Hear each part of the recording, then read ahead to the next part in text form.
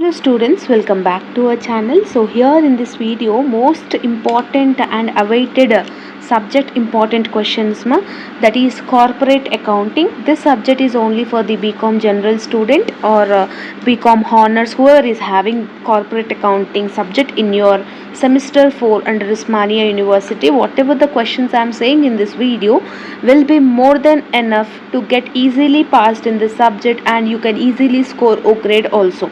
Clear? So each and everything I'll detailedly explain in this video so don't skip the video and watch till the end, then only you'll easily understand it.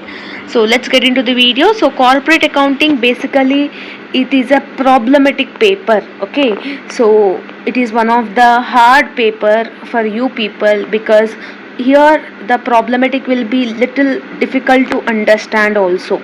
So but if you are making it in a proper way, okay, proper study plan if you are doing this, you will easily get passed in this subject. Okay, coming back to the syllabus pattern, there are 5 units you are having in your syllabus. First unit is company liquidation, second is amalgamation, third one is internal reconstruction and acquisition of business, fourth unit is accounts of banking companies, and the fifth unit is accounts of insurance companies and insurance claims. So this is the 5 units you are having into your syllabus. Okay, so first we will discuss the short questions which is for 4 marks.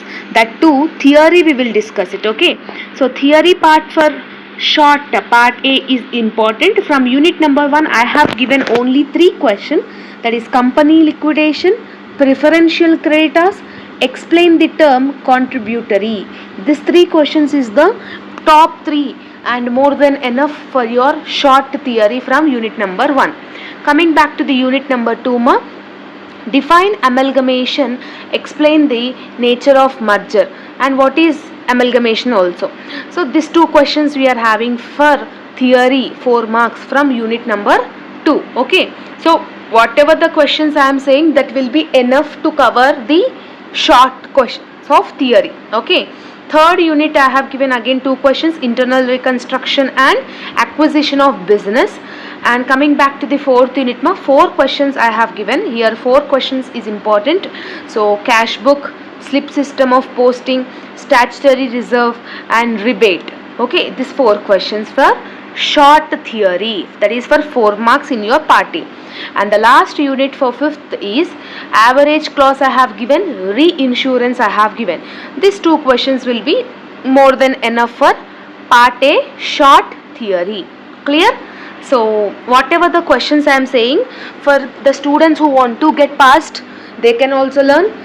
Backlog, regular, and those who want to score O grade also will require to learn these questions. Okay, now coming back to the long questions, it is not 10 marks, it is 12 marks. Okay, so long questions, basically it is a problematic. No, first we will discuss the theory part. Okay, so first we will discuss the theory part. So from unit number 1 I have given 3 theory questions. Even if you are perfect with problematic, no need to learn the theory. Okay, if you feel that problematic is hard from first unit, you can go with theory, but my suggestion to the student is from first unit you should learn problematic only. It will be easy to understand when you understand the concept. If you want the explanation videos from my side for the corporate accounting, you can let me know in the comment section. Within 2 to 3 days definitely I will upload the explanation video in easy and simple way. By watching that video you can easily cover the problematic topic if you are having a zero knowledge also, even if you are having. Okay, so for the coming back to the theory, 3 questions I have given. Prepare statement of affairs when company goes into liquidation, powers and duties of a liquidator, and different methods of winding up of a company. Okay, from unit number 2, theory question, only 2 questions I have given. Here also you need to give preference to the problematic only, because problematic will be easy to understand. Coming back to the theory part. Okay, so theory means you need to remember everything, but problematic means you can easily do that method. Okay, so here also purchase consideration is the differences between amalgamation in the nature of purchase, amalgamation in the nature of merger. And coming back to the third unit, what is the need of capital reduction, and what are the various books and registers also you are having. 2 theory questions I have given. So here also my suggestion to the student is, even if you are having a 10% concentration on the problematic, means you will easily understand the problematic part rather than remembering. Okay, if you feel that like for example third unit problematic, if you are feeling that it is difficult, then go with theory. Okay, so like that fourth and fifth also I have given these questions. So these questions is enough for to cover the long part B. Okay, so coming back to the next problematic part of part B, what we need to discuss is from unit number 1, preparation of liquidators, final statement of account you are having. This is the problematic method you are having. And coming back to this second unit, amalgamation in the nature of merger and in the nature of purchase. So this is second unit problematic method So merger, second unit problematic and first unit problematic is easy, very easy. So my suggestion to the student is, at least the student who want to get passed or the student who want to score O grade in this subject, minimum to minimum you need to write the 3 problematic answers. Okay, 3 problematic answers you need to definitely attempt in your final examination. So first and second unit will be very easy to understand the problematic. Okay, so by watching my explanation videos, by watching that, if you even if you are having a zero knowledge also, you can easily write it. Okay, so that is the second unit part. Coming back to the third unit, problematic methods you are having under 2 things. So one is internal reconstruction, second one is acquisition of business method. Fourth unit also problematic is very easy, very easy. Form A and Form B you will have very easy problematic. So my suggestion to the student who want to get passed or who want to score O grade, so first, second, fourth prepare problematic, third and fifth you can go with theory. Okay, it's your wish, completely your wish, but my suggestion is this. Okay, fifth unit is also problems on 3 things you are having, with such a lengthy unit you are having in fifth unit. Okay, so this is the complete explanation, important questions of corporate accounting. I hope you got a clarity. Let me know in the comment section whether you understood the gunshot questions or not, because even today in any YouTube other channels also, they have not given the gunshot questions like this. Okay, if you follow these questions, means definitely you will easily get passed. I can assure that if you follow my tips and tricks and explanation videos, 200% you can score O grade also. Okay, first, second and fourth prepare problematic, and third and fifth you can go with theory also. Clear? So that's it about the video. Still, if you are having any further doubts, let me know. And how many members want the explanation video of corporate accounting also, let me know. So based on your comments, within 1 to 2 days definitely I will upload the explanation videos. Clear? So all the very best. See you all in next video, students. Bye bye everyone. Hello students, welcome back to our channel. So many of the students are requested to explain the corporate accounting. So Osmania University, the students who are pursuing semester 4, the students, general students will have corporate accounting. Okay, so in this video we are going to discuss the corporate accounting unit number 1, problematic explanation. Okay, even if you are having zero knowledge in the problematic, even till now you have not yet opened your books, but still by watching this video, simply you can easily understand the unit 1 problematic. So before explaining the problematic, I want to give you a clarity regarding the unit number 1. So unit number 1 name is company liquidation. Here in company liquidation, when you are preparing the problematic for long, students, you need to prepare theory questions also. Along with theory, you need to be perfect with problematic. Some students, what they'll do, if they are preparing theory, they will skip problematic. If they are preparing problematic, they will skip the theory. You should not do like that in this specific subject. Okay, this is one of the toughest subject for the general student, because whatever the problematic is there in first, second, third, fourth and fifth, it will be little bit difficult to understand. But still I'll try to explain in an easy way. So don't skip the video and watch till the end. Definitely 200% first unit problematic we will easily complete by watching this video explanation. Clear? So theory I will do a separate video, so watch that explanation. Theory will be covered.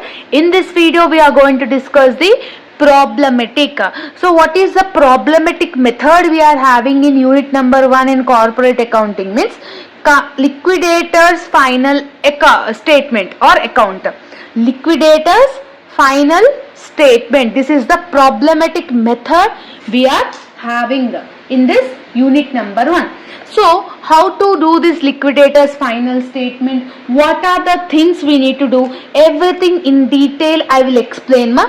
So again I am saying, be ready with your books, be ready with the calculators, so be ready with the topic. Okay.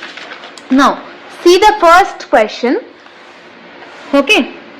Rahim went into voluntary liquidation. What they are saying? Rahim went into voluntary liquidation. The liquidator is entitled to get a 2% commission on the amount realized on assets. So what they are saying? The liquidator is getting 2% commission on amount realized, that is assets realized, and 2% on the amount distributed to unsecured creditors, and again 2% they were getting for the unsecured creditors other than preferential creditors. So we should not add preferential creditors, only we need to take unsecured creditors. For that how much percentage? 2%. So unsecured creditors they have given 2,24,000. Preferential creditors they have given 70,000. Debentures they have given 75,000. The assets realized are cash in hand 20, land and building 1,30,000, plant and machinery 1,10,500, fixtures 7,500. The liquidator's expenses amounted to 2,000.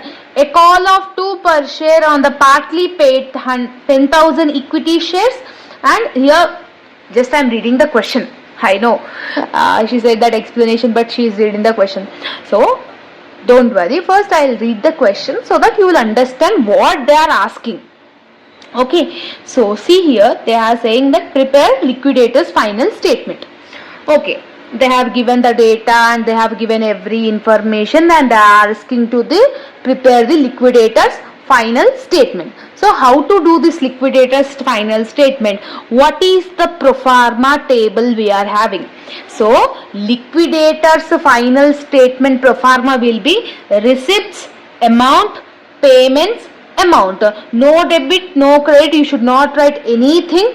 So when they are asking prepare liquidator's final statement from unit number 1, this is the only pro forma you need to draw it.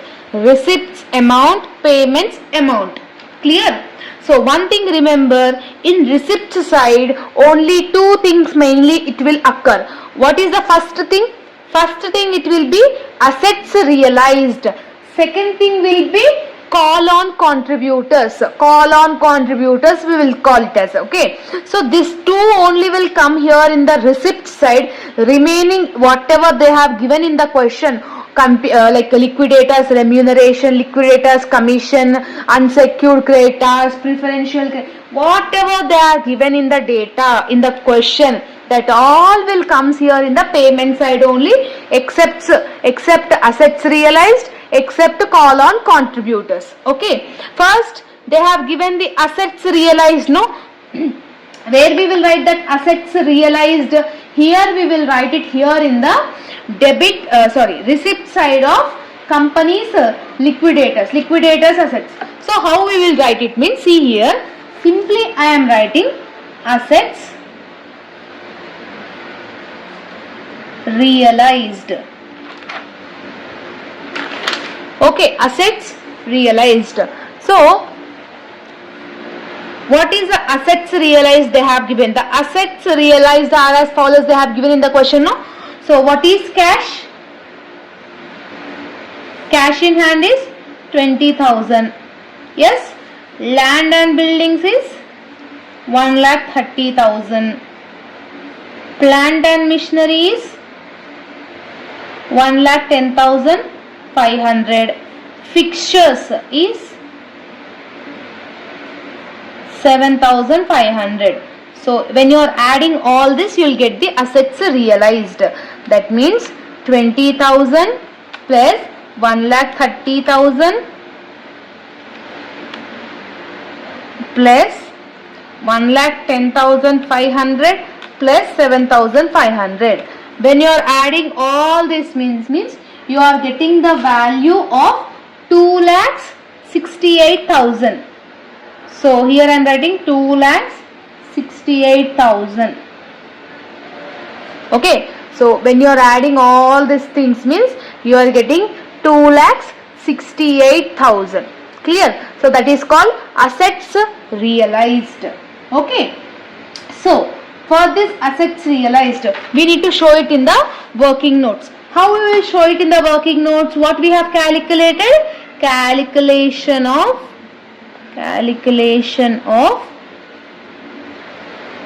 assets realized. Okay. Calculation of assets realized. So cash in hand we have got 20,000. Yes. Land and buildings we have got 1,30,000. Plant and machinery we got 1,10,500. Yes. Fixtures you got 7,500. When you are adding all this means you are getting 2,68,000.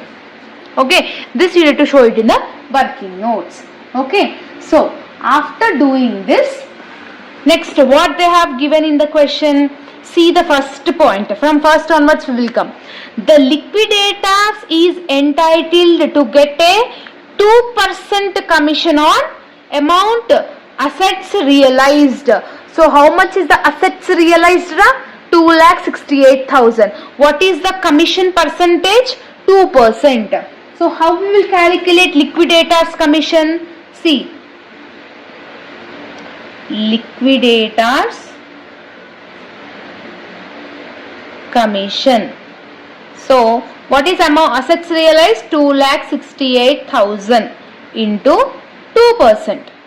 Okay. When you are doing 2,68,000 into 2% means 2,68,000 into 2% if you are doing means you are getting 5,360.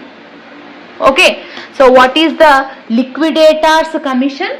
5,360. So this is the liquidators commission. Okay. So here in the payment side, what we need to write it? Heading will be liquidators remuneration. This is the heading. Okay. What is the commission they are getting? Commission. That is commission 5,360. Okay. Next what he will get? Again he will get that unsecured creditors. 2% on the distributed to unsecured creditors other than preferential creditors. They are saying other than preferential creditors. We will add lastly. Okay. How to calculate this? We will add lastly. Okay. So rather than that, what is the next thing they are having? The liquidation expenses amounted 2,000. How much they are saying? Liquidation expenses is 2,000. So I am giving one gap. I am writing liquidation expenses is 2,000. Okay. This is also over. Okay. Next what you are having? Preferential creditors.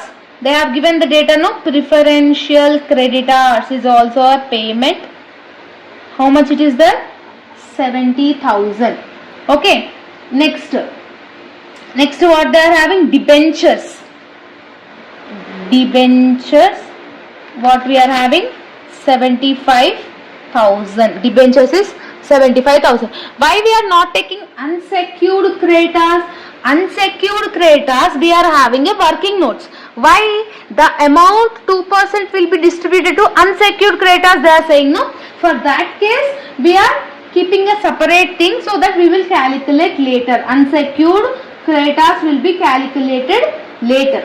Okay, and after that, see this, a call of 2 per share partly paid 10,000 equity shares, okay, which is duly paid owing 500 shares.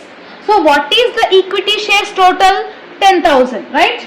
This is will equity shareholders always will be in the receipt side. Well, what we will call that? Call on contributors. What we will call that? Call on contributors. So total how many shares we are having? 10,000 shares we are having. Okay.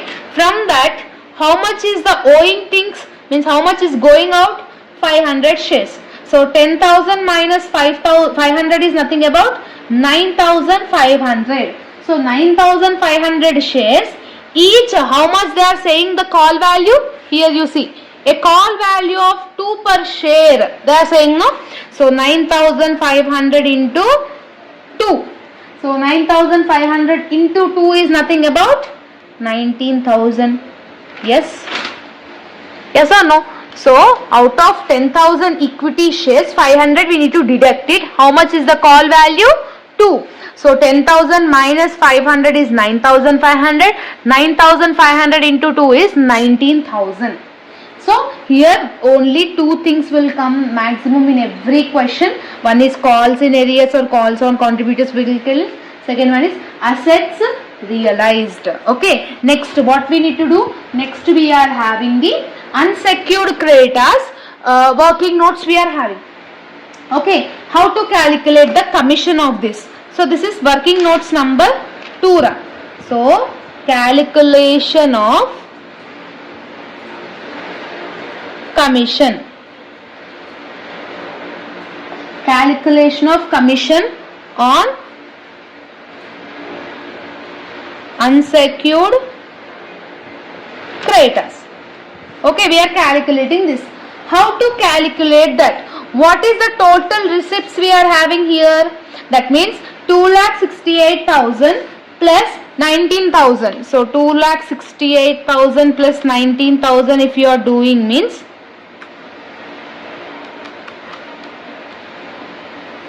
how much you are reading? 2,68,000 plus 19,000 is 2,87,000. Total receipts is 2,87,000. No. So how to calculate this commission means that is called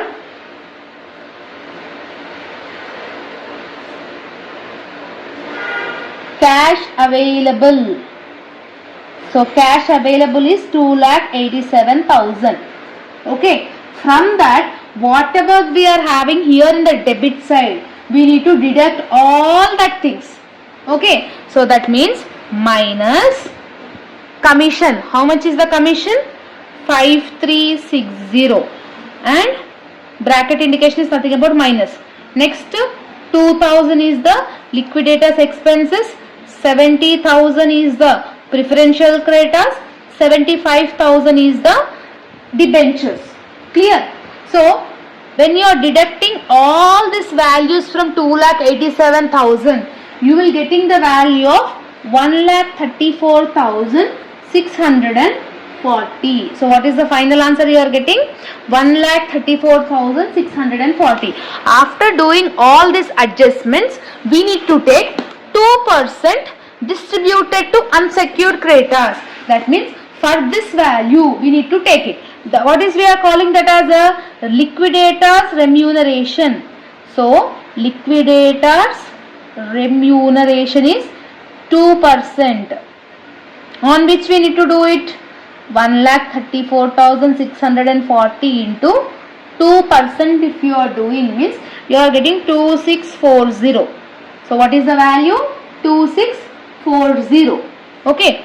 So where we will write that here? Here we will write remuneration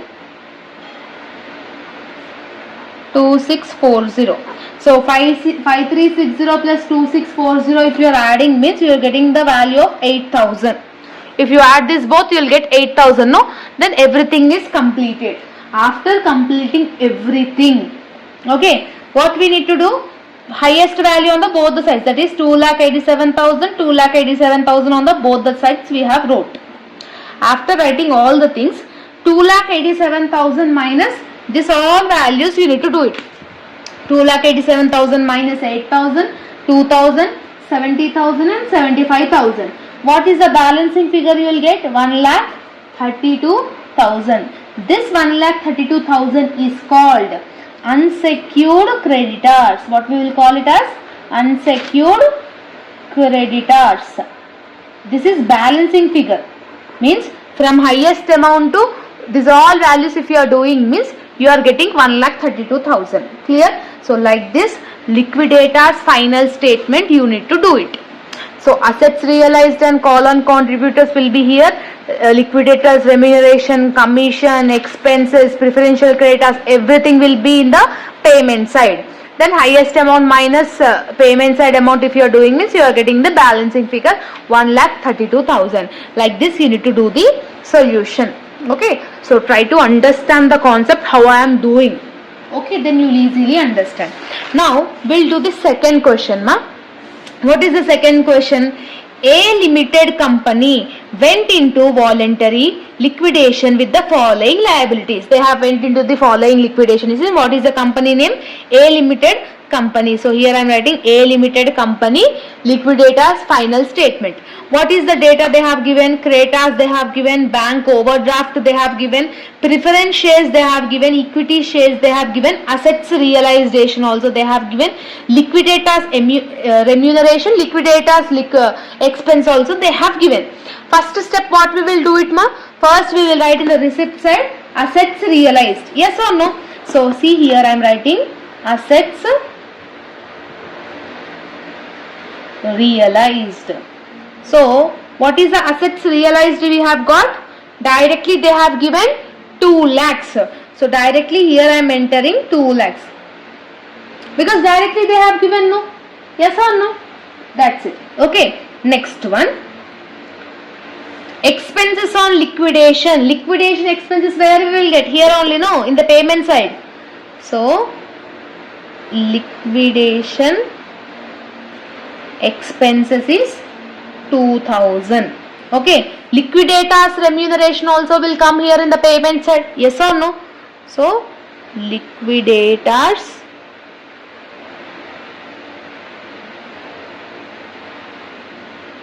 remuneration is how much they have given in the question? 3,000. So it is 3,000. Till here understood? Okay. Next what we need to do? Whatever the liabilities they have given we need to enter here only in the payment side. What I said here only assets realized will come and call in contributors or call in arrears will come. That's it. So next creditors they have given. So trade creditors here only it will come. Nothing special. Same like in the previous sum only. Okay. So trade creditors is a 12,000. Next you are having bank overdraft. So bank overdraft 20,000 also they have given. So bank overdraft it is 20,000. Okay. Next preference shares. See 10,000 preference shares. Actually the value is 10 but paid up value is 7. So 10,000 into 7. What is the paid up value? 7. Given value is 10 but paid up value is 7. So we need to consider paid up value only, no? So 10,000 into 7 is 70,000. Directly they have given. Yes or no? So this is called preferential share capital. So preference capital, share capital.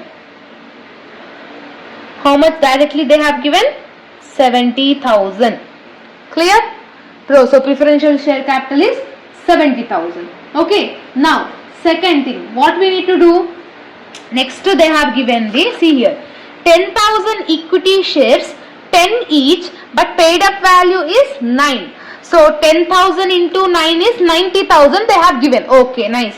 But level call in arrears is 2,000. Here call in arrears directly they have given. In the previous sum we have multiplied, we have deducted, everything we have deducted. But here call in arrears directly they have given 2,000. Okay. So no need to do any calculation. Okay. So simply call in arrears. So call in arrears, how much they have given ma directly question? 2000. That's it. 2000. Okay. So after this what we need to do? We need to do the equity share capital balancing figure. Okay. How to do this equity share capital balancing figure? Means see here. Highest amount on the both the sides we need to put it here. So what is the highest amount? Receipts or payment? Of course receipts 2,02,000. So 2,02,000, 2,02,000 on the both the sides. Okay, 2,02,000 and 2,02,000. So here what we need to do? Equity capital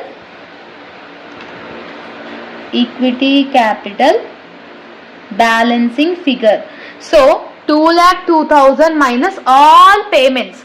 That means 2,02,000 minus 2,000 minus 3,000 minus 12,000 minus 20,000 minus 70,000. Means from total amount you need to deduct all the payments.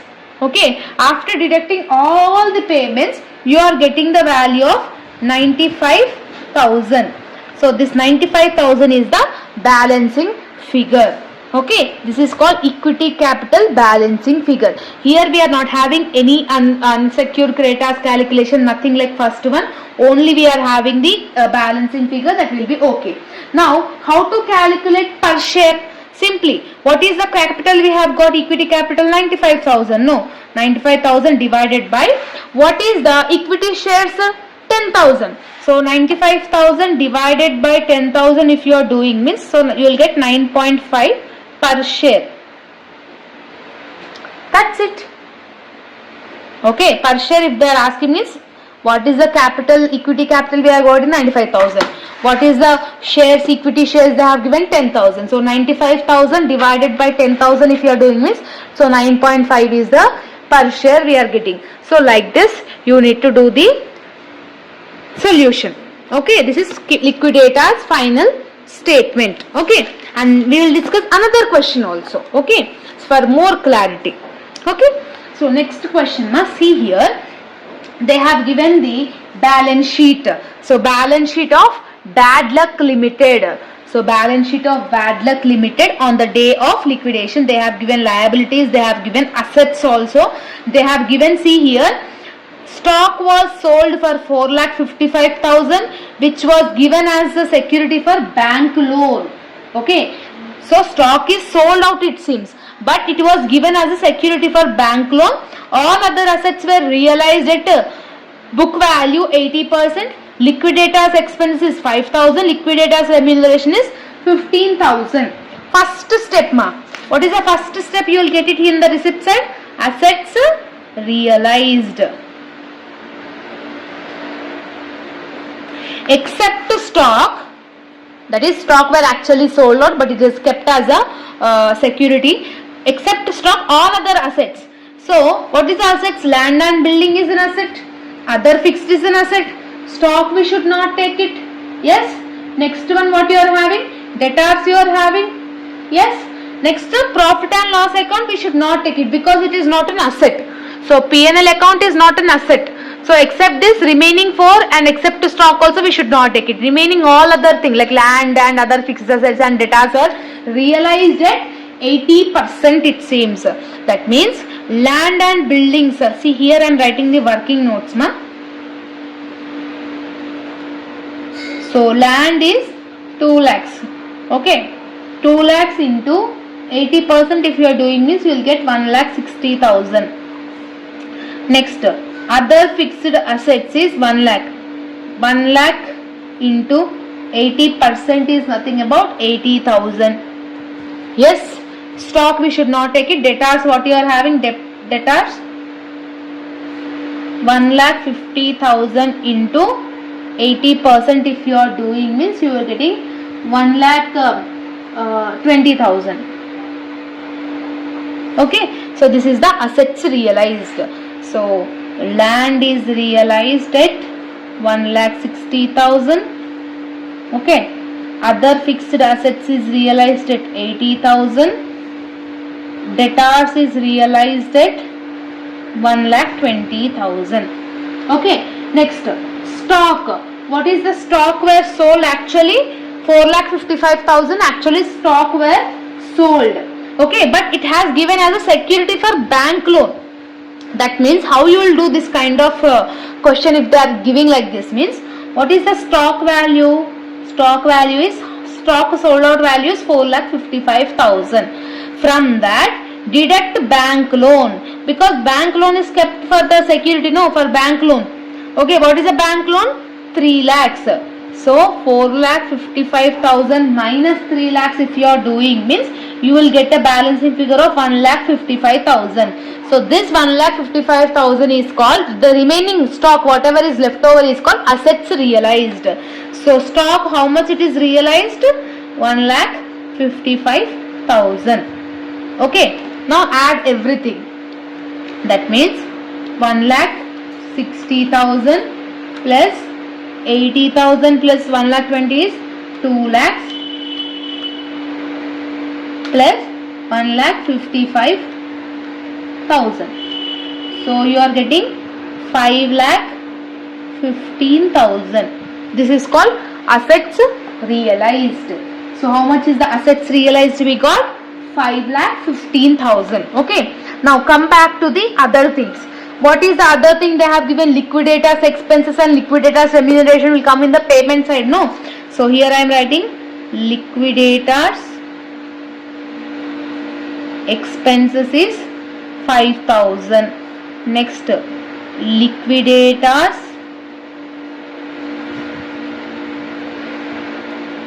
remuneration is 15,000. Yes. After that, what is the other things were left over? What is the creditors? 1 lakh.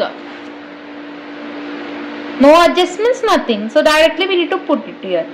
So 1 lakh. Next, bank loan. Bank loan we should not take it. Why? Because we have already taken here. From stock we have deducted. No, again we should not take it. If agar in this adjustment, if you are not having any bank loan, means we will consider it as a payment. But here we have already deducted. Again you should not take it. So bank loan, leave it. Next, what you are having? Debentures. How much is the debentures? 2 lakhs. Next, preference shares. Directly they have given. So directly we need to do preference shares. How much? 16,000 into 10 is 1,60,000. Okay. Next, after that equity shares, what we need to do? Directly we should not take it. We need to take the balancing figure. Here we are not having any paid up value. Here we are not having any call in areas. Here we are not having any call in advance also. So directly they have given, nothing were there. So directly here nothing will come. Call on contributors, call in areas, nothing will come. If it is there means we will write it here. But here nothing is there. So highest amount where it will come? It will come in the receipt side only. So how much is the highest amount? 5,15,000. So 5,15,000 on the both the sides. Yes.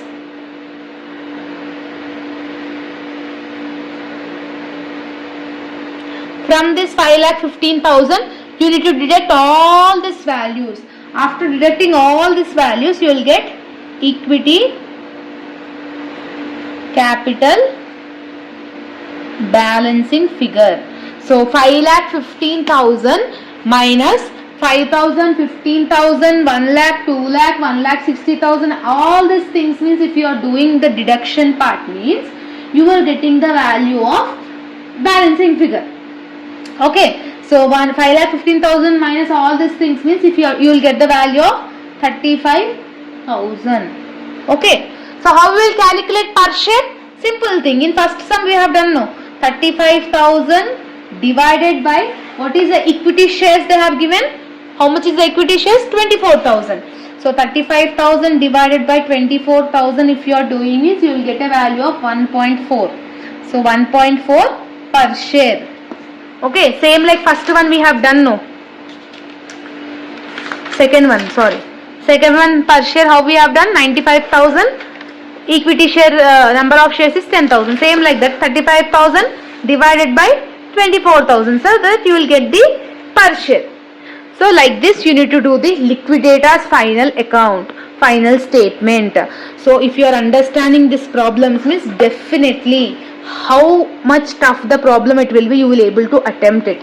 Definitely receipts are only, assets realized will come, call in arrears or call on contributors will come. In all the payments or other things will comes here in the payment side only. What is the balancing figure? That will become equity capital. Equity capital directly we should not take it. We should take the balancing figure only. That is highest amount minus all these things. If you are doing this, you will get the balancing figure. So like this you need to do the liquidator's final statement one. This is the problematic question, and I have given the homework problem also. Here you see this, you need to do the homework. The balance sheet of XYZ limited company. So take a screenshot, do the problem, and give the final answer in the comment section. What is your final answer? Like a total of the liquidator statement and how much is the equity share capital balancing figure. Like that you need to mention your final answer in the comment section. I will let you know whether the answer is correct or not. See this, take a screenshot. Second question also, I have given the question, I have given the solution also. So question and solution, just now whatever I have explained related to that only it will be there. Okay, and same like third question also, question and solution. Okay, how I have explained like that only you need to do it. Definitely your answer will get correct as like in the questions, as like in the materials. Okay, so this is about the unit number 1. So 1, 2, 3, these 3 questions and these 3 questions. So total 6 questions I have shown in the video ma. So these 6 questions, if you are thoroughly, if you are practicing, means 200% you can able to attempt the problematic question from unit number 1. Clear? So let me know in the comment section whether the explanation is understanding or not, whether the unit number 1 is you have understood or not. Let me know in the comment section. Clear? So by that I can upload the remaining videos also, next subject, next unit explanation also. Clear? This note PDF is available in our Telegram group for free of cost. All the links I have mentioned in the description box now. If you are understanding, just do subscribe to our channel, and for more updates follow our Instagram account also. All the links I have mentioned in the description box. See you all in next video. I will be coming up with the new videos related to the corporate accounting also. See you all the best. Bye bye. Hello students, welcome back to our channel. So here in this video we are going to discuss the unit number 2, problematic explanation of the subject corporate accounting. In previous video we have already completed unit number 1 complete problematic explanation. Here in this unit number 2 complete problematic explanation, I will give you a clarification and I will easily explain. If you are having a new to this chapter also, by watching this video you will easily understand. Okay, so unit number 2 name is Amalgamation Accounting Standards 14. So this is the unit 2 you are having ma. So here also one theory, one problematic we can expect, or both the questions they will ask problematic only. So what is the problematic concepts we are having in unit number 2? First one is in the nature of merger you are having. Second method is in the nature of purchase. That means amalgamation in the nature of merger, amalgamation in the nature of purchase. Sometimes they will ask problematic related to the merger, sometimes they will ask problematic related to the purchase. So here in this video we are completely discussing about the topic amalgamation in the nature of merger. In second video I will discuss the second topic. It is too problematic, you need to be perfect. If you are perfect with this too problematic, easily you will attempt the problematic concept from unit number 2. And when you understand merger, you will easily understand purchase. 90% it will be same only. So indirectly you are preparing perfectly one problematic only. Clear? So in this video unit 2 topic 1 problematic we are discussing, that is amalgamation in the nature of merger. Okay, so this is the question. So what is the question? See, problems on amalgamation in the nature of merger. Here in the question only you will able to find out whether they are asking in the nature of merger or whether they are saying in the nature of purchase. See here, A Limited acquired the undertaking of B Limited, means A is acquired. A is taking B Limited on 31st March 2018. Purchase consideration is 2,50,000. What is this? 2,50,000. Okay, so each share is 10 rupees. Okay, 2,50,000 total shares. Each share is 10 rupees. Clear? Next, the balance sheet of the two companies they have given. A Limited balance sheet, B Limited balance sheet. Balance sheet they have given. See here, pass the journal entries in the books of B Limited when amalgamation is in the nature of merger. See here they are saying no, in the nature of merger. Okay, they have said. And prepare the balance sheet. Journal entries I will take it, I will explain in other sum, but here we need to understand how to do the balance sheet of merger. Okay, and also assuming that rebate reserve workmen compensation fund of B Limited are required to be continued in the accounts of A Limited. Like whatever we are having rebate, reserves and workmen, no, that will be considered in A account only itself. So this is the question mark. Here in this question they are asking journal entries and they are asking balance sheet, but I am only discussing balance sheet. Why? Because journal entries, after understanding the concept, you can easily write the journal entries. There is not a big issue in that. Okay. So balance sheet also, see here. Who is merging? See, A is merging with B and they are asking only balance sheet of A Limited. Only A Limited balance sheet they are asking. No. So that's why particulars, note number, amount. Balance sheet of A Limited. Okay, balance sheet of A Limited. What will be there in the balance sheet means, see here, this is the pro forma you need to remember. Okay, what is the pro forma? In the first one, you will have equity and liabilities. Okay, first concept is equity and liabilities. In this equity and liabilities, first one you are having shareholders funds. In this again shareholders funds you will have share capital. B1 is reserves and surplus. This is fixed pro forma. Any question from unit number 2 of merger, like this only the balance sheet will be. Okay. Second one you are having current liabilities. Current liabilities. Okay. That's it. Then we need to do the total. This is total of liabilities.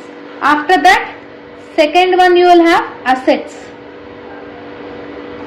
Okay, this is equity and liabilities, this is assets. In assets, first one you will have non-current assets. In non-current assets, you will have fixed assets. Okay, second one is current asset. In current assets also you will have three things. One is inventories, second one is trade receivables, third one is cash and cash equivalents. That's it. Okay, now do the total. This is total of assets. Okay, so this is the complete pro forma. Okay, so in any question like this you need to do it. Okay, here I am doing the working notes for this problematic. Okay, so how to do the solution? Okay, so simply see here, they have given the data. Okay, so in the pro forma, what is the first one you are having? Share capital you are having. Okay, what is the pro forma you are having? Share capital. So what is the share capital of A Limited? Okay, so here only we are doing the balance sheet of A Limited, no? So A Limited share capital is 2,50,000. Each share is 10 rupees. So number of shares, how you will calculate? Simple. 2,50,000 divided by 10. How much it will be? 25,000. So 2,50,000 divided by 10 if you are doing means 25,000. Okay. And again, purchase consideration 2,50,000 will be paid by the each shares. Again they are saying in the above the table, no? How much is the purchase consideration, ma? 2,50,000. What is the each share? Again 10 rupees. So same 2,50,000 divided by 10. So 25,000. So 2 times we are having the share capital. So 2,50,000 divided by 10. 2,50,000 divided by 10. So what is the share capital? Total 50,000. So 50,000 shares. Okay. Each share how much they are saying? 10 rupees. So 50,000 into 10 you need to do it. 50,000 into 10 if you are doing means you are getting 5 lakhs. Okay. Where you will write this 5 lakhs? Here in the share capital. Here we have done the working notes number 1, no? Here we have done the working notes, no? In note number here I am writing 1, 5 lakhs. Okay. Understanding? So, A Limited shareholders number of shares and purchase consideration shares we have taken number of shares and we have multiplied with the 10. So, we got total share capital is 5 lakhs. Next what you are having, ma? Reserves and surplus. So how to do this reserves and surplus means simple thing. Here I am doing working notes number 2. For reserves I am doing, no? Working notes is also important. So simple thing. What is the reserve you are having? Opening reserve is 1,20,000. B Limited reserve is 29,000. So general reserve what we need to do? 1,20,000 is the A Limited. From that B Limited we need to do minus. So 1,20,000 minus 29,000 if you are doing means you will get 91,000 only. Okay. So this is general reserve comes under the reserves. And again you are having development rebate reserve. Development rebate reserve will also have reserve only, no?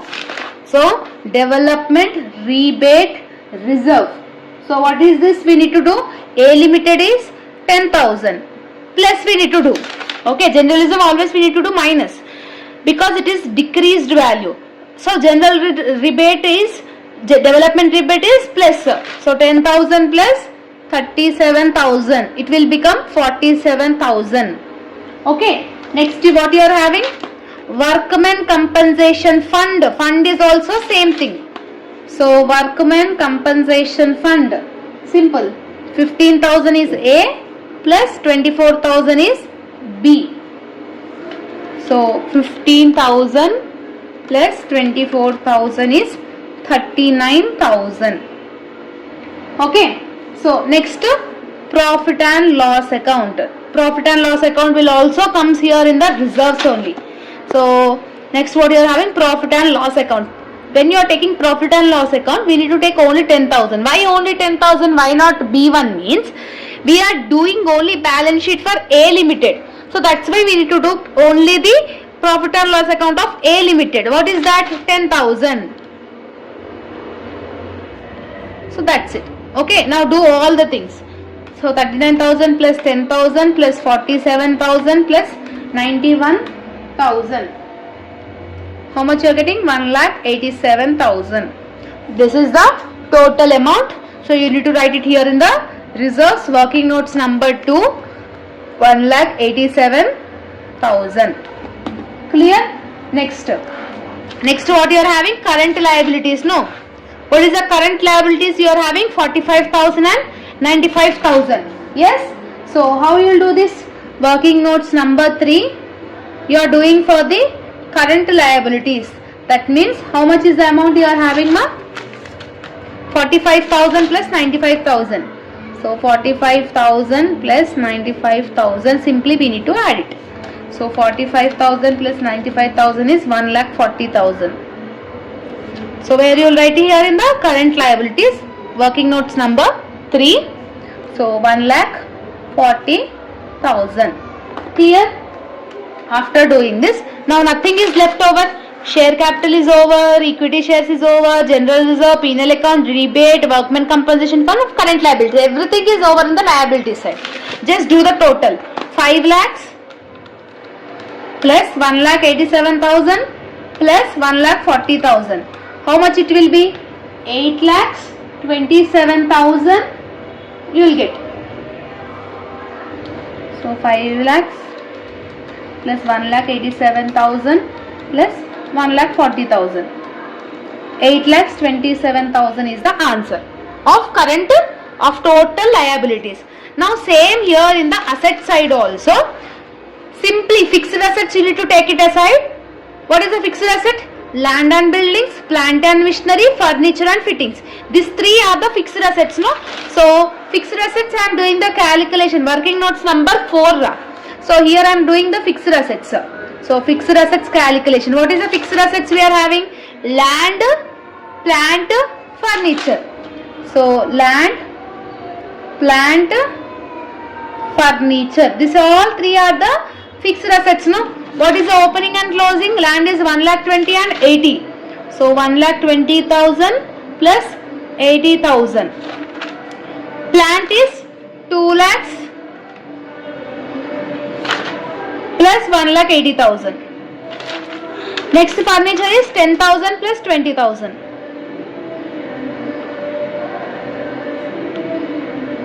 This will become 2 lakhs. This will become 3,80,000. This will become 30,000. So what is the total fixed assets? So 2 lakhs plus 3,80,000 plus 30,000. So 6,10,000 is the total fixed assets. So directly here I am writing 6,10,000. Clear? Understood? Next what you are having? Inventories. Inventories is nothing about the stock. What is the stock we are having? 55,000 plus 40,000. So here I am doing the working notes number 5 for stock or inventories. How much you are having? 55,000 plus 40,000. So how much it will be? 95,000. Okay. Here I am doing working notes number 5 now. So 95,000. Next, trade receivable. Trade receivable is nothing about debtors. What you are having? 45,000 plus 40,000. This is working notes number 6. So trade receivables I am doing. What is the amount you are having? 45,000 plus 40,000. So how much it will be? 85,000. So this is working notes number 6. 85,000. Next, last one you are having bank. That is cash or cash equivalents. So 20,000 plus 17,000. This is working notes number 7. Cash and cash equivalents I am doing. So what is the amount? 20,000 plus 17,000. It will be 37,000. So where you will write this? This is working notes number 7. 37,000. So you need to merge everything and you need to show it like this. So when you are adding all this, 6,10,000 plus 95,000. Sorry, 6,10,000 plus 95,000 plus 85,000 plus 37,000. How much it will be? 8,27,000. Like this it should get tallied. Simple thing you need to remember. They will give two companies. You need to merge the two companies' amounts under which it will come. In assets, whether it is a fixed asset, whether it is a current asset, in current asset what it will come. In liabilities it is a share capital, reserves, current liabilities, non-current liabilities. Like this you need to add it, you need to segregate the items where it will come. That's it. So like this you need to do the amalgamation in the nature of merger. Here A is merging with the B company, no? So working notes is important. Pro forma is important, note number is important. Whatever you have done the working notes, you need to show it in the note number. After completing all the solution like this, your answer should get tallied. Okay, this is the first question I have done for better understanding. Clear? Understood? Okay, next we will do the another question. Now see the next question, ma. This is the second question we are discussing in the nature of merger for better understanding. So see here, the following figures related to the Hero Limited and Honda Limited. There are two different companies. So on 31st March 2018, who are agreed to amalgamate in Hero Honda company. Means two companies are merging together and forming a Hero Honda Limited. Okay, they have given the liabilities, they have given the assets. Assuming that goodwill of Hero Limited and Honda Limited is 56,000 and 55,800. So work out the amalgamation should be there, and we are having that the investments also 54,000 and 38,000. Past necessary journal entries and along with the show the initial balance sheet. So here they are amalgamating. Amalgamating is nothing about Hero company is like merging with Honda company and forming a Hero Honda Limited. Okay, so how to do this kind of solution? This is also in the nature of merger only. Okay, so simple thing. First what we will write? We will write the balance sheet of Hero Honda Limited. No, so first what you will have? Equity and liabilities. Yes, so here I am writing equity and liabilities. In equity and liabilities, what is the first one you are having? Share capital. Second one what you will have, ma? Reserves and surplus. Okay. First what you are having is share capital and reserves and surplus. No. To do this share capital, what we need to do directly, we should not take capital, we should not add like this. So to do this share capital, we need to calculate the purchase consideration. So how to do this calculation of purchase consideration means, see here. So here I am writing calculation of purchase consideration. Okay, this is a working notes. No, compulsory you need to do it in the examination also. So how to do this purchase consideration means, how many accounts you are having? Hero Limited you are having. Okay, Honda Limited you are having. For both you need to do the purchase consideration. Okay, so what is the formula of purchase consideration? Total assets minus liabilities. So first we will take the assets part, ma'am. What is the assets we are having in the question, ma'am? Fixed assets we are having 5,55,200. Honda Limited company fixed assets you are having 2,97,800. So here I am writing fixed assets 5,55,200, 2,97,800. Okay. Actually, sorry for the background disturbance, ma. Just try to understand the concept. So to do this purchase consideration, we need to do the total assets minus current liabilities. So fixed assets we are having 5,55,200 for Hero Limited. Honda Limited is 2,97,800. Yes. Next, stock is also we are having. So here I am getting stock 3,12,200, 2,14,200. Next, book debts. Okay, next what you are having? Book debts. So that is also we are having. So book debts is also an asset. So 2,47,800 and 1,70,400. Next, investments 60 and 40. But see here in the adjustment part, the investment of Hero Limited and Honda Limited are valued. So when they are giving the assets in the table and assets in the adjustment part, you need to take the amount in the adjustment part only. So investment, you should not take the table value, you should take this value because this is revalued. So 54,000 and 38,000 we are taking. Okay, next what you are having, ma? Cash is also an asset. So what is this? 36,800, 19,600. Next what you are having? Goodwill is also asset, but they have given in the adjustment part. Even though if they are giving in the adjustment part, we need to consider it as an asset only.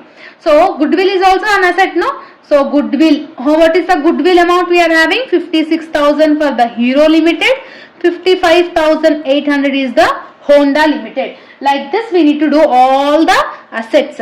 So do the total assets, na? So if you are adding all this, that means 5,55,200 plus 3,12,200 plus 2,47,000 1 minute. 5,55,200, 3,12,200, 2,47,800 plus 54,000 plus 36,800 plus 56,000. If you are doing means you are getting 12,62,000 of Hero Limited total assets. Same like that Honda Limited also 2,97,800 plus 2,14,200 plus 1,70,400 plus 38,000 plus 19,600 plus 55,800.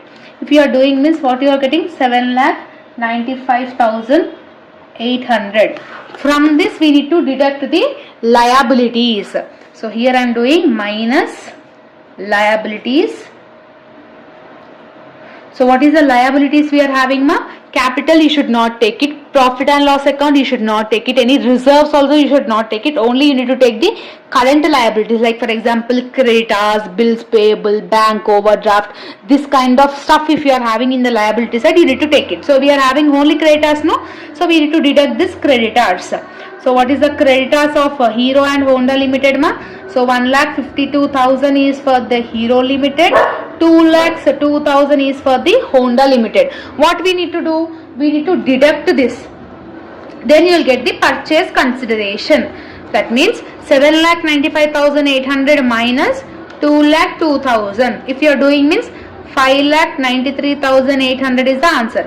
Same here also 12,62,000 minus 1,52,000. If you are doing means you are getting 11,10,000 you will get. So like this you need to calculate the purchase consideration of the companies. So this purchase consideration, whatever we got for Hero Limited and Honda Limited, that we will write it here in the share capital. How you will write it, ma? Simply add this both. That means 11,10,000 plus 5,93,800. If you are adding this 2 means how much you are getting? 17,03,800. So here I am writing 17,03,800 in every question.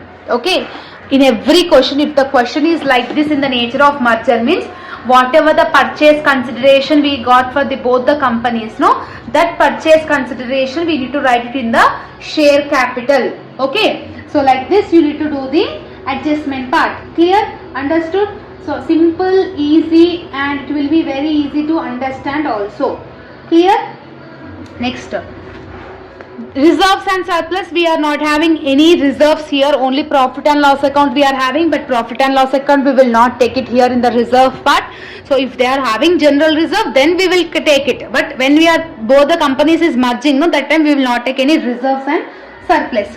So second part in liabilities, what you are having? Current liabilities, no. So what is the current liabilities you are having, no? Only creditors you are having, no. So here I am writing creditors.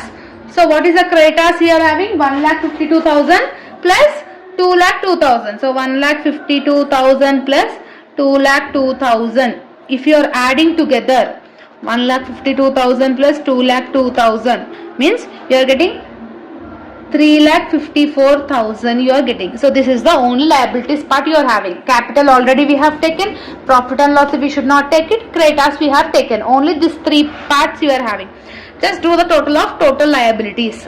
So total liabilities you will get like around plus 17,03,800 if you are doing means 20,57,800 is the final answer. Okay, same way second part what you will have, ma? Assets. In assets, what you will have in assets? First you will have non-current assets. So non-current assets, same like previous one only. In non-current assets what you will have? Fixed assets. First you will have the fixed assets. So here directly they have given the fixed assets. That means 5,55,200 plus 2,97,800. This both we need to add it. 5,55,200 plus 2,97,800. If you are adding means you will get 8,53,000 you will get it. Okay, this is called fixed asset. So second one, intangible asset. In intangible asset what you will have? Goodwill you will have, no. So what is the goodwill they have given, ma? So goodwill they have given 56,000 and 55,800. That also you need to add it. So 56,000 plus 55,800. So 56,000 plus 55,800 if you are doing means you are getting the value of 1,11,800. Okay, this is goodwill part. Goodwill is also over. Next, what is left over? Stock. Stock will come here in the current assets, no? So here I am writing current assets, same like previous one only. Okay, everything will be same. Stock is nothing about the inventories. Okay, so inventories you will call it as a stock, no? So inventories, here I am writing stock. What is the stock value you are having? 3,12,200 plus 2,14,200. Simply I am adding this 2. Okay, so 3,12,200 plus 2,14,200. How much it will be? 5,26,400. Okay.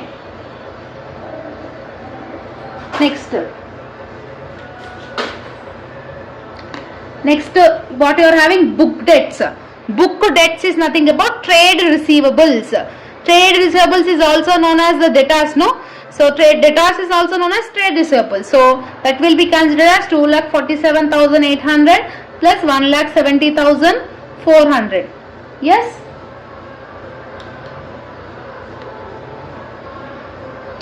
Two lakh 47,800 plus 1,70,400. So it will be 4,18,200 like this. Okay. Next, what you are having? Investments you are having. So investments, how much you are having? 60,000 plus 40,000. So total it will be 1 lakh. Next, cash and cash equivalents. So cash and cash equivalents you are having 36,800 plus 19,600. So say 36,800 and 19,600, it will be 56,400. But the thing is, investment they have given the below value, no, revalued value they have given. That only we need to take it, like 54 and 38. Instead of 60 and 40, we need to take 54 and 38. So when they are giving the adjustment part, you need to consider that only. That means 54,000 plus 38,000, like this you need to take it. If agar in the adjustment part, if they have not given directly table value only, we will take it. But adjustment they have given, Nora. So that means 54,000 plus 38,000 you need to take it. How much it will be? 92,000. Now everything is done. Just do the total of assets. It should get tallied. Okay. That means 8,53,000 plus 1,11,800 plus 5,26,400 plus 4,18,200 plus 56,400 plus 92,000. How much it is there? 20,57,800. So total assets is 20,57,800 and total liabilities is also 20,57,800. Simply we have combined both the values, like Hero Limited and Honda Limited, we have combined it, and that is the only thing we have done here. In share capital, we have calculated purchase consideration. Okay, that is the only thing we have done, Nora. So like this you need to do the merger question. Clear? I hope you have understood. If you are not understanding, no, again you rewatch the explanation, you will easily understand what I am explaining. Okay, so like this you need to do the solution.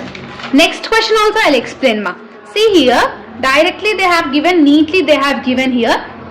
So what is they have given? Share capital they have given, reserve fund they have given, profit and loss account they have given, and creditors and bills payable they have given. Okay, they have given assets also, fixed assets and current assets they have given. Simply we need to do the we need to do the CS company. C is another company, S is another company, both are amalgamating, that is both are merging together. We need to show the balance sheet. How you will show the balance sheet? Simple. Simply we need to add where it will come. What is the first thing you will have, ma? Equity and liabilities, no? So equity and liabilities. Sorry.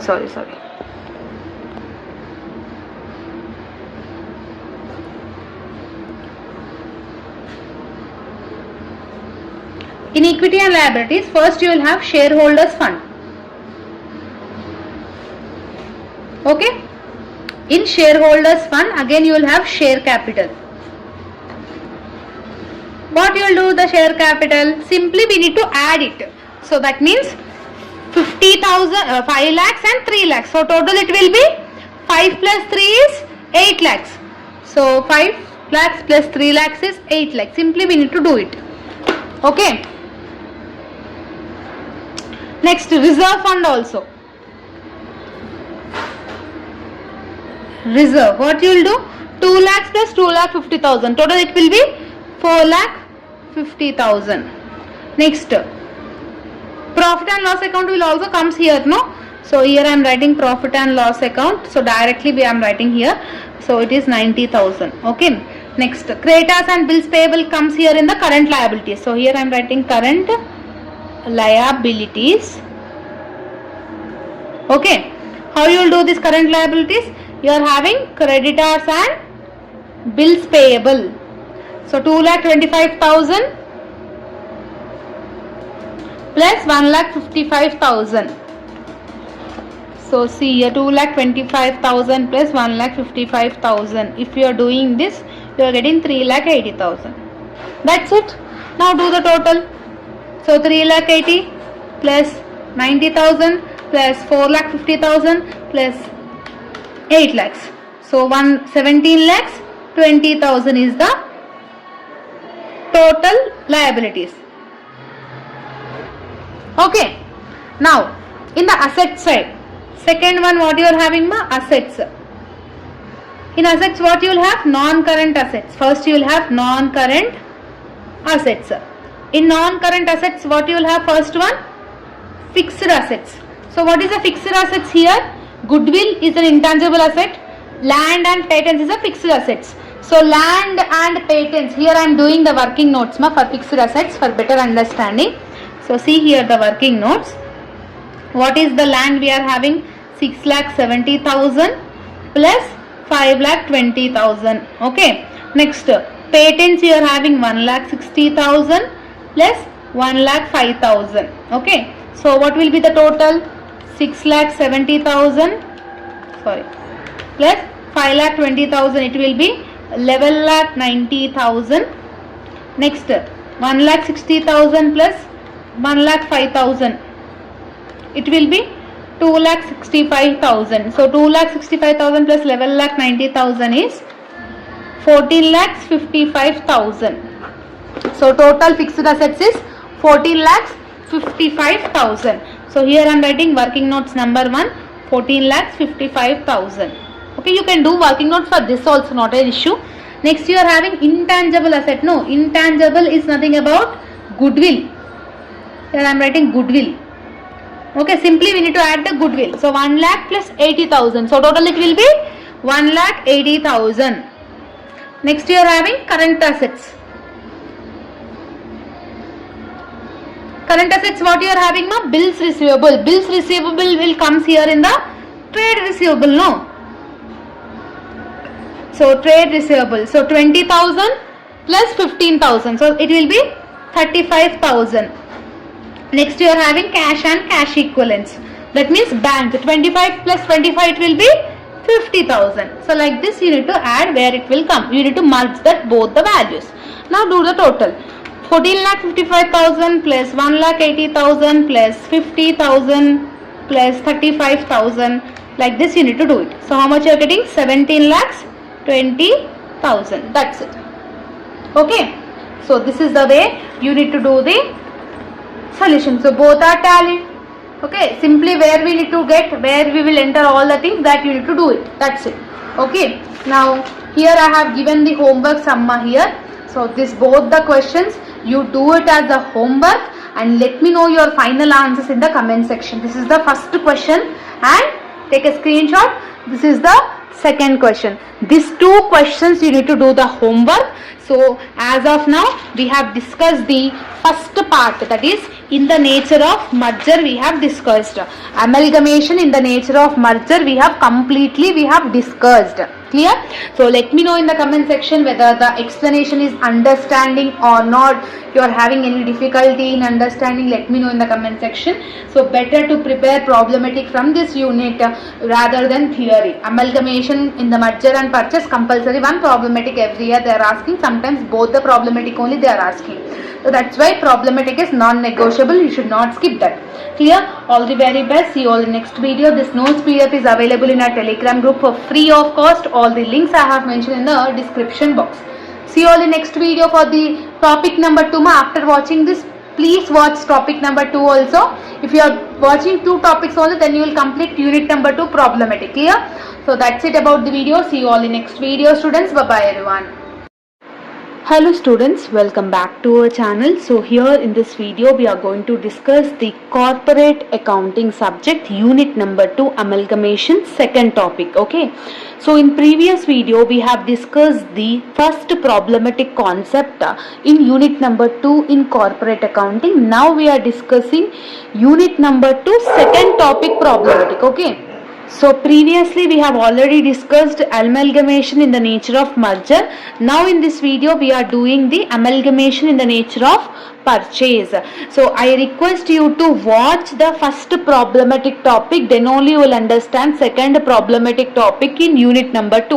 Directly if you are watching second topic means you will not understand anything. Clear? After watching first problematic explanation, then only watch this video. Okay. So today, now in this video, we are discussing amalgamation in the nature of purchase. Okay. Simple thing. What is the question is that? See here the question. X Limited and Y Limited decided to amalgamate and a new company by name X and Y Limited is formed to take over the both the companies as on 31st March 2018. See, X and Y company both are merged together and formed a new company. What is the company name? XY Limited. Okay. What is the balance sheet they have given? They have given liabilities of X and Y Limited, assets of X and Y Limited. Total balance sheet they have given. Now, show how the amount payable to each company is arrived at and prepare amalgamate balance sheet of XY Limited assuming amalgamation is done in the nature of purchase. They have mentioned no in the nature of purchase, in the nature of merger and jeppesi. So here they are clearly mentioning in the nature of purchase, that is second topic. So they are asking journal entries. They are asking balance sheet also. So before writing journal entries, first we will do the balance sheet. Okay, first we will do the balance sheet, then only we will be able to do the journal entries. Okay, so what is the balance sheet pro forma? Same like first one only. Okay, what is the first thing you will have in the balance sheet ma? Equity and liabilities. No, see here I am keeping equity and liabilities. In equity and liabilities, what is the first one you will have? First one you will have shareholders fund. Yes or no? Shareholders funds. In shareholders funds, you will have share capital. Second one is reserves and surplus. These two you will have. Yes or no? Same like merger only 2 to 3 changes it will be there. Okay. So what we will do in share capital ma? Share capital we will write the purchase consideration. No. So purchase consideration of X Limited, purchase consideration of Y Limited, both we will do and we will add it and we will put it here in the share capital. Same like merger only 2 difference only will be there. So first we need to do the calculation of purchase consideration of X Limited. What is the purchase consideration of X Limited? Like how we will do? Assets minus liabilities. So total assets minus liabilities. No. So first we need to understand what is there in the assets of X Limited. So here I am writing assets. What is the assets we are having ma? Goodwill is there. How much is the X goodwill? 10. Next land, next plant, next patents, nothing is there. Stock 20, debtors 10, cash 5. So total you need to add it. Okay, see here I am writing. First you are having goodwill, no? So goodwill, how much is the goodwill? 10. Inner column I am writing for the calculation. Next land is 25. Next plant is 20. Next stock you are having, patents is 0, so that's why I am not writing. So patent is also 20. Debtors is 10. Cash you are having, bills receivable nothing is there. So cash is 5. So total assets of X Limited is, so how you will do? So 10 plus 25 plus 20 plus 20 like that.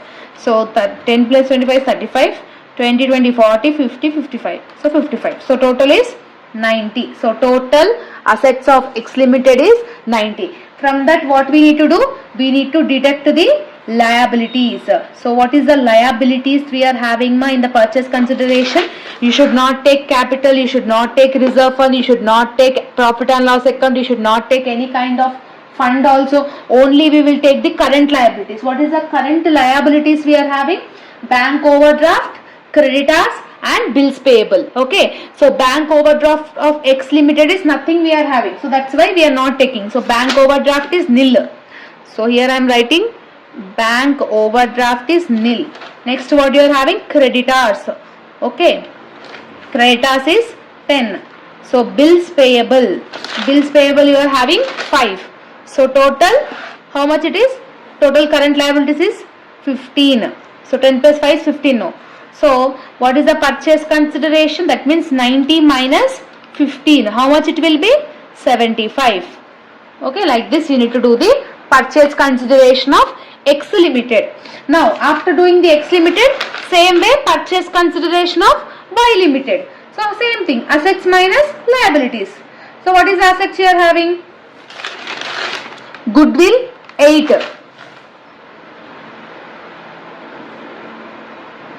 Goodwill 8. Land is 19. Plant is 25.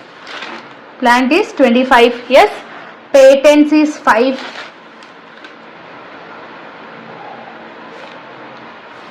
Stock is 15. Stock is 15. Debtors is 5.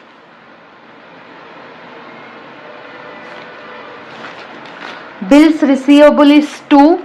Cash is 1. Yes. All assets. Bills receivable is 2. Cash is 1. So total you need to do the assets. So 8 plus 19 plus 25 plus 5 plus 15. Sorry. 8 plus 19 plus 25 plus 5 is 30. 15 plus 5 is 20. 2 plus 1 is 3. So total is 80. So total assets is 80. From that what we need to do? We need to do the minus liabilities. So what is the liabilities we are having?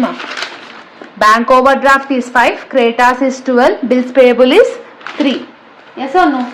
So here I am writing bank overdraft is 5. Creditors is 12. Bills payable is 3. So 12 plus 3 is 15. 15 plus 5 is 20. So how you will do the purchase consideration? 80 minus 20. 80 minus 20 is 60. So purchase consideration of Y Limited is 60. So we have calculated purchase consideration of X Limited, purchase consideration of Y Limited. So after getting the purchase consideration only we will write it in the share capital. No. What is the purchase consideration of X? 75. What is the purchase consideration of Y? 60. That means see here 75 plus 60 we need to do it. Okay. So what is 75 plus 60? 75 plus 60 is 135. So 135 is the share capital. That's it. Okay. Next what you are having, and one more thing remember, we are doing in the nature of purchase. Okay, when you are doing in the nature of purchase, we should not take any kind of reserves, we should not take any kind of profit and loss account, we should not take any kind of fund. Okay, nothing, we should not take anything. That means here in reserves and surplus Though in the question you are having reserve fund, P&L account, dividend fund, workman compensation fund, you should not consider in the solution. Simply we need to ignore when you are doing in the nature of purchase. In the merger we need to take it. Okay, but in purchase you should not take it. That is reserves and surplus, always it will be nil. Okay, after shareholders fund, what is the second one you will have, ma? Current liabilities. Yes or no? So current liabilities. So current liabilities, what is the current liabilities we are having? Bank overdraft. So bank overdraft you are having. Yes, simply we will add it. So how much is bank overdraft? 5. So directly here I am giving 5. Next what you are having? Creditors and bills payable. Creditors and bills payable together we will write it in the trade payable. No. So here I am writing trade payable.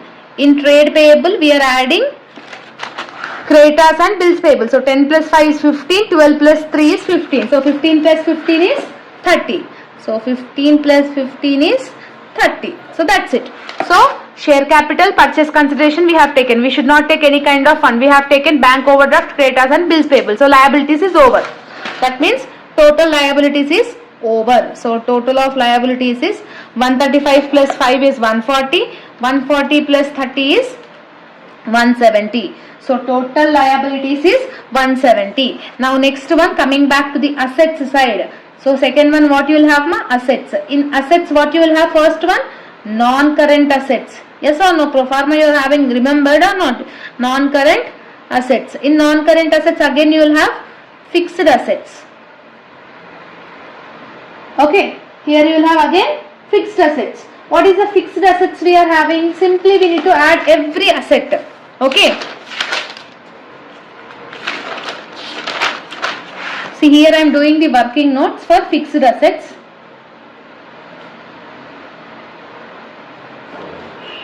What is the fixed asset? Goodwill is a fixed asset. Land, plant, patents. These 4 are the fixed assets. Yes or no? Simply I am adding that. So goodwill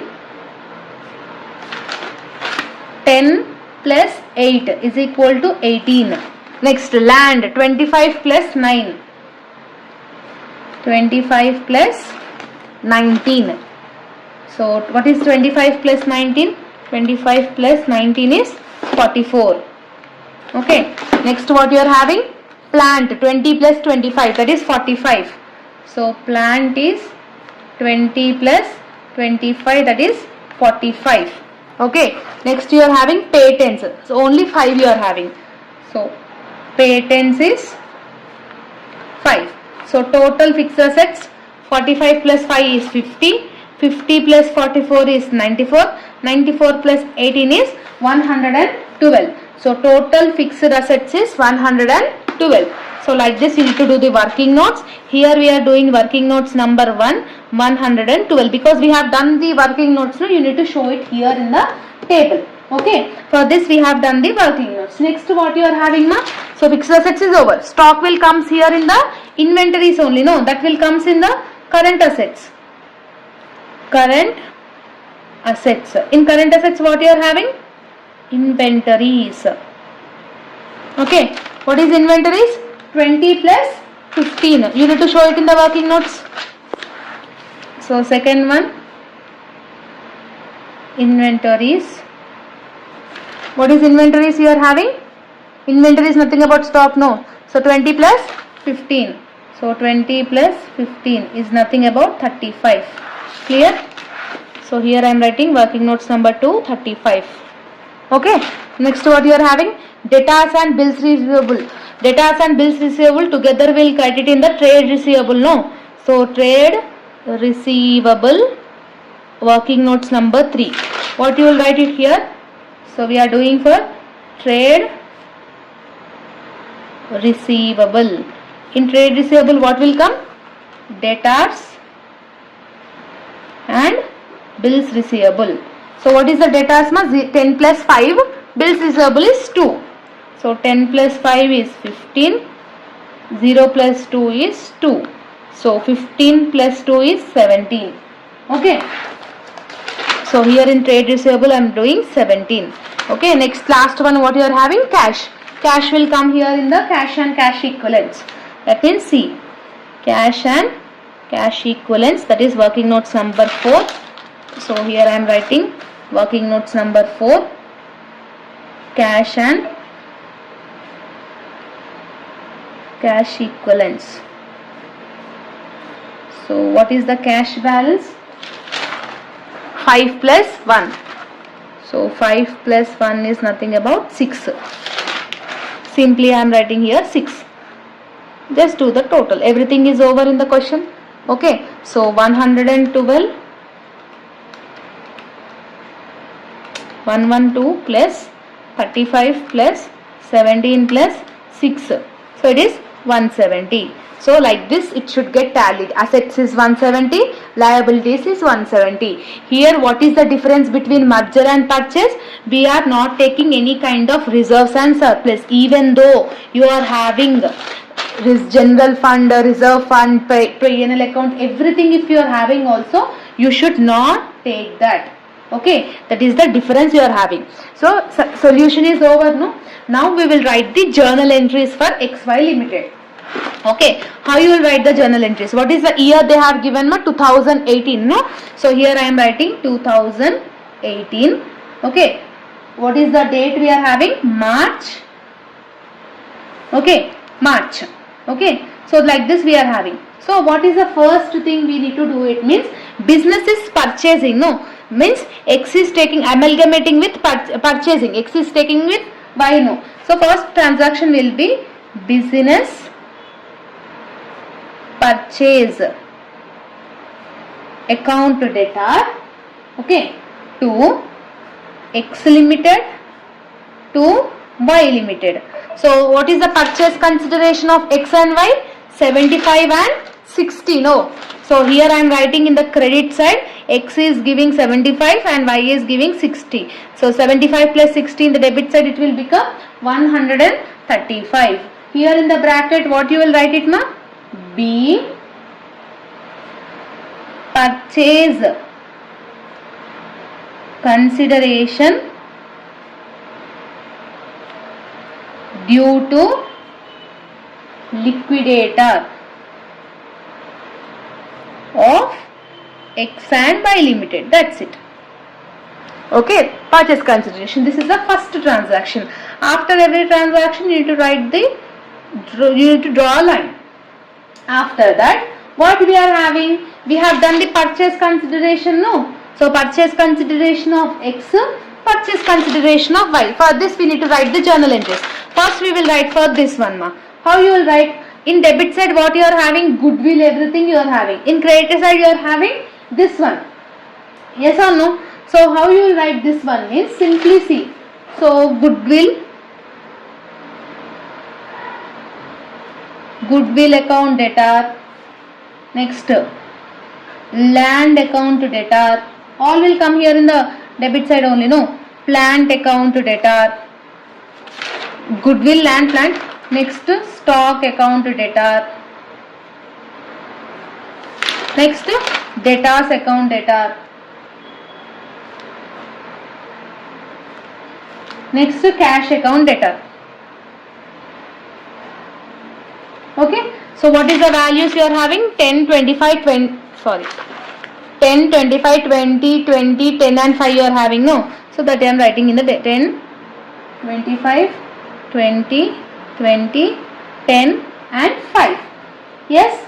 So where we are crediting? To creditors.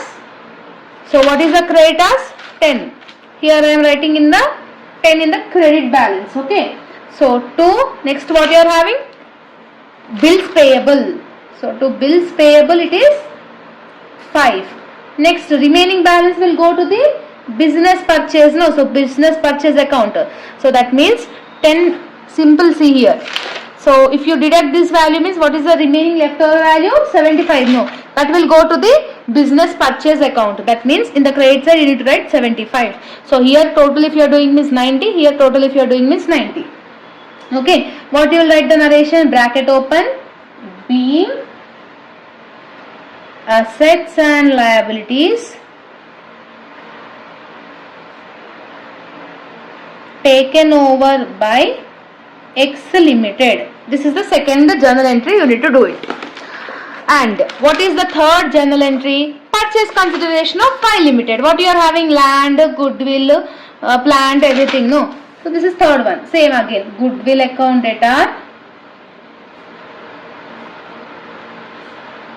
Next, land account debtor. Next, plant account debtor. Goodwill, land, and patents, stock, debtors. Next, patents account debtor. Stock account debtor. Debtors, bills receivable, cash, no. Next, debtors account debtor.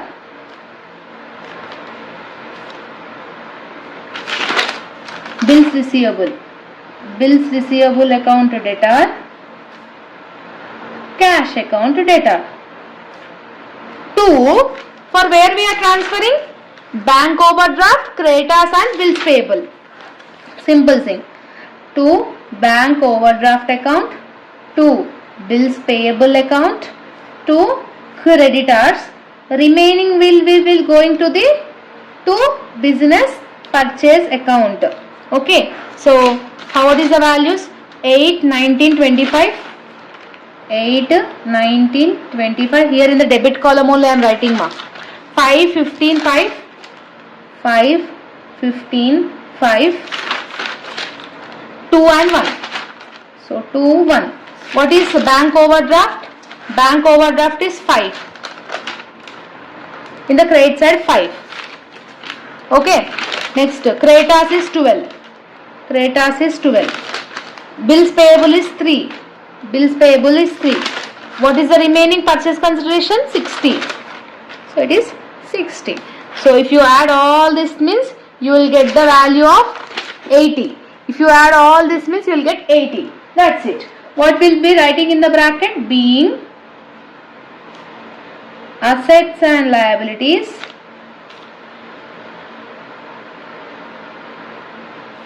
are of Y Limited taken over. That's it. Clear? So only 3 journal entries we will write it ma. One is for the business purchase. Okay. Second one is the purchase consideration of first company, and third journal entry will be purchase consideration of second company. So here I have discussed in the nature of business journal entries, purchase consideration, working notes. Here also purchase consideration of Y Limited, then balance sheet. This is the working notes. Like this you need to do the solution in the examination. Clear? Understood? Okay, this is easy answer, simple to understand also. Now I will explain another question also for better understanding. Okay, now for better understanding, see this question. Everlimited and Green Limited agreed to amalgamate. That is, Evergreen Limited was incorporated. So Everlimited and Green Limited agreed and they have amalgamated and they have formed Evergreen Limited. You need to take over the balance sheet. You need to show the balance sheet. You need to show the amalgamation. So before doing the balance sheet, what is the balance sheet pro forma? We will write it. Again we need to write the balance sheet pro forma. First one, equity and liabilities, no? So equity and liabilities. In equity and liabilities, what is the first one you will have? Shareholders fund. Same previous only. So understand the concept. So shareholders fund. In shareholders fund, so what you will have? Share capital you will have. Second one you will have reserves and surplus. But one thing, when you are doing in the nature of purchase, you will not have any reserves and surplus. Even though you are having profit and loss account, even though you are having reserve fund, we should not take any reserve fund. To do the share capital, what we will do? We need to do the purchase consideration of Ever company and we need to do the purchase consideration of Green Limited company. How you will do the calculation? Assets minus liabilities, no. First we need to do the purchase consideration. So assets minus liabilities. What is the total assets we are having in the ever limited? What is the total assets we are having in the ever limited, ma? So land we are having. Yes, just put it out here. So land is 1 lakh. Okay. Next, plant you are having 40,000. Goodwill you are having 30,000. Stock you are having again 30,000. Debtors you are having 20,000. Cash you are having 10,000. Now you need to add total assets. So 1 lakh plus 40,000 is 1 lakh 40,000. 1 lakh 40 plus 30 is 1 lakh 50, 60, 1 lakh 70,000. So 1 lakh 70,000 plus 30,000, 20,000, 50, 60 plus 60,000. How much it will be? 2 lakhs 30,000. So total assets is 2 lakhs 30,000. From that 2 lakhs 30,000 we need to deduct the liabilities. What is the liabilities? We will take it in the purchase consideration, ma. We will not take share capital, we will not take P&L account, we will not take any reserves, but we will take creditors, bills payable, bank overdraft. No, but here in the question we are having only creditors. So only creditors we need to do the deduction. So creditors of ever limited is 16,000. So we need to deduct the 16,000 from the total assets. So 2,30,000 minus 16,000 if you are doing means, 2,30,000 minus 16,000 if you are doing means you are getting the value of 2,14,000. So this 2,14,000 is called as purchase consideration of ever limited. Next, same like that only, purchase consideration of green limited also we need to do it. So first you will take the assets. So what is the assets we are having, ma? Again same, land 60,000. Land you are having 60,000. Plant you are having 30,000. Goodwill you are having 10,000. Stock you are having again 10,000. Debtors you are having 5,000. Cash you are having 5,000. Okay, so total assets we need to do it. So 60 plus 30 is 90. 90 plus 10 is 1 lakh. 1 lakh 10,000. 1 lakh 10,000 plus 10,000 is 1 lakh 20,000. So 1 lakh 20,000 is the total assets. From total assets we need to deduct the liabilities. So what is the liabilities we are having? Only creditors we are having. So what is the creditors value of green limited, ma? 10,000. So 1 lakh 20,000 minus 10,000 is 1 lakh 10,000. That's it. So what is the purchase consideration of green limited? 1 lakh 10,000. So when you add this both, you will get the share capital, that is 2 lakh 14,000 plus 1 lakh 10,000. See here I am writing 2 lakh 14,000 plus 1 lakh 10,000. How much it will be? 3 lakhs 24,000. So in the share capital I am writing 3 lakh 24,000. Okay. Next, in the second one what you are having? Current liabilities. In current liabilities we will not take any share capital, we will not take any P&L account, only we are having creditors. Creditors is 16,000 plus 10,000. So total 26,000. No. So current liabilities. So current liabilities we are having creditors. So in creditors 16,000 plus 10,000. So 16,000 plus 10,000 is 26,000. Over. Every liability is over. So 26,000 plus 3,24,000 is 3,50,000 is the total liabilities. So total liabilities is 3,50,000. Okay. Now in the same way we need to do the assets also. Yes or no? So assets. In assets, first one you will have non-current assets. In non-current assets, first one you will have fixed assets. So what is the fixed assets? You need to add everything. Okay, that is land, plant, goodwill is the fixed assets. No, you need to add all things. So 1 lakh plus 60,000 is 1 lakh 60,000. So here I am writing 1 lakh 60,000 plus 40,000 plus 30,000 is 40 plus 30 is 50, 60, 70, 80,000. So plus 80,000. So goodwill also 30,000 plus 10,000 is 40,000. So total fixed assets is 2 lakhs 80,000. That's it. So 2,80,000 is the total fixed assets. So 1,60,000 plus 40, 50, 60, 70, then 40. Okay. So total 1,60,000 plus 70,000 plus 40,000. So 2,70,000 it will be. So fixed assets is 2,70,000. Okay. If you want to show the adjustment, you can show the working notes also. So next you are having stock. Stock is nothing about inventories.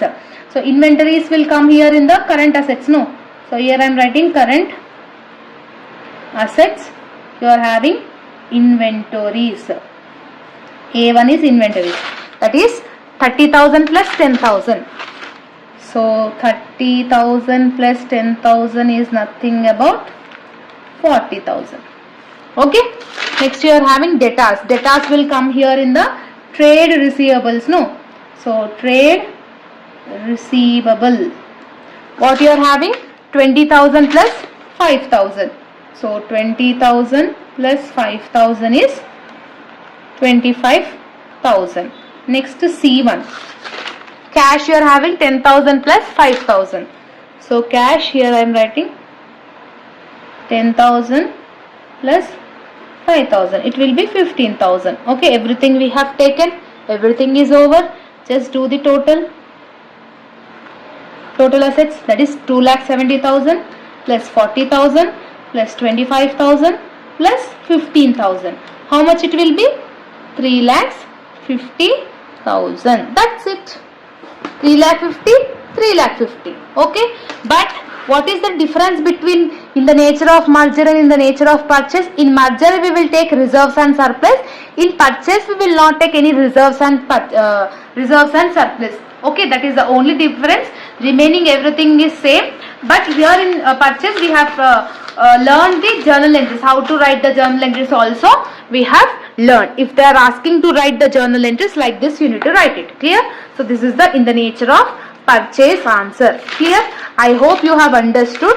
I am giving the question. So see, take a screenshot of the note. Anyway, these notes will be available.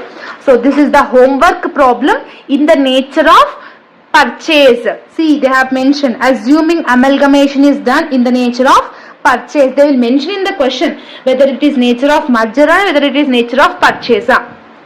Do this question and tell me your final answer in the comment section. How much it is? How much is the total liabilities and total assets? It should get tallied, no? So that is the second topic in unit number 2. Let me know in the comment section whether the explanation is understanding or not. Previously I have already uploaded unit number 1. This is completely unit number 2. So in upcoming videos, 3rd unit, 4th unit, 5th unit also definitely I'll explain. Okay. So this is all about the video. If you are having any doubts, let me know in the comment section. See you all in next video, students. Bye bye everyone. Hello students, welcome back to our channel. So here in this video we are going to discuss the corporate accounting unit number 3 theory explanation. So rather than depending on the problematic from this particular unit, better you go with the theory part. Okay, every unit one theory question, one problematic question they will give it. No, so first unit, second unit, fourth unit go with problematic. Third unit, fifth unit you can go with the theory. Even first unit also you can go with theory. That means 3 units theory, 2 units perfectly if you are preparing the problematic means it will be okay. Okay, so here in this video, as I suggest my students to go with the theory part from this particular unit. Okay, even though if I am explaining the problematic also, it will be little bit difficult to you understand the problematic. Okay, like it will be having some similar nature like how we have discussed in unit 2 amalgamation. So it is like a big process. Instead of doing all the stuff, just go with the theory, no problem. Okay, so here in this video complete theory part I'll explain and this notes PDF is freely available in our Telegram group. Just check out that. All the links I have given in the description box, and let me know in the comment section after listening the full video whether the explanation is understanding or not. Let me know in the comment section. Okay, so first question we have discussed, only 2 questions you are having. First question we have discussed about the capital reduction. Okay, why this capital reduction is needed? First you need to understand what is meant by capital reduction.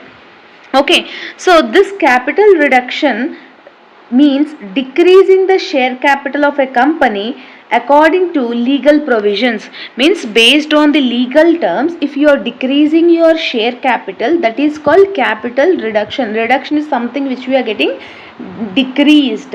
It is done when a company suffers losses, excess capital, or wants to recognize the financial structure. Why this capital reduction will appears means when the company is getting in losses, when the company is in losses, that time this kind of things will be done. Okay, what it will do, it will be helpful for the company, okay, to understand the fair position in the balance sheet. Means to get to know in a perfect position to run a business or a organization, this capital reduction will be helpful.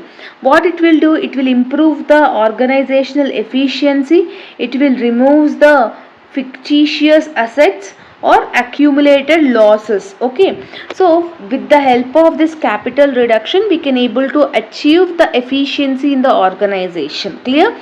So this is the meaning of capital reduction. Next definition, if you are finding capital reduction in the question, this is the answer, you need to write it. Okay, so definition also is must and should. Capital reduction is the process of reducing the issued, subscribed, or paid up share capital of a company with the approval of shareholders and the court or a tribunal. Tribunal or court is one and the same. Okay, it is not a different terms.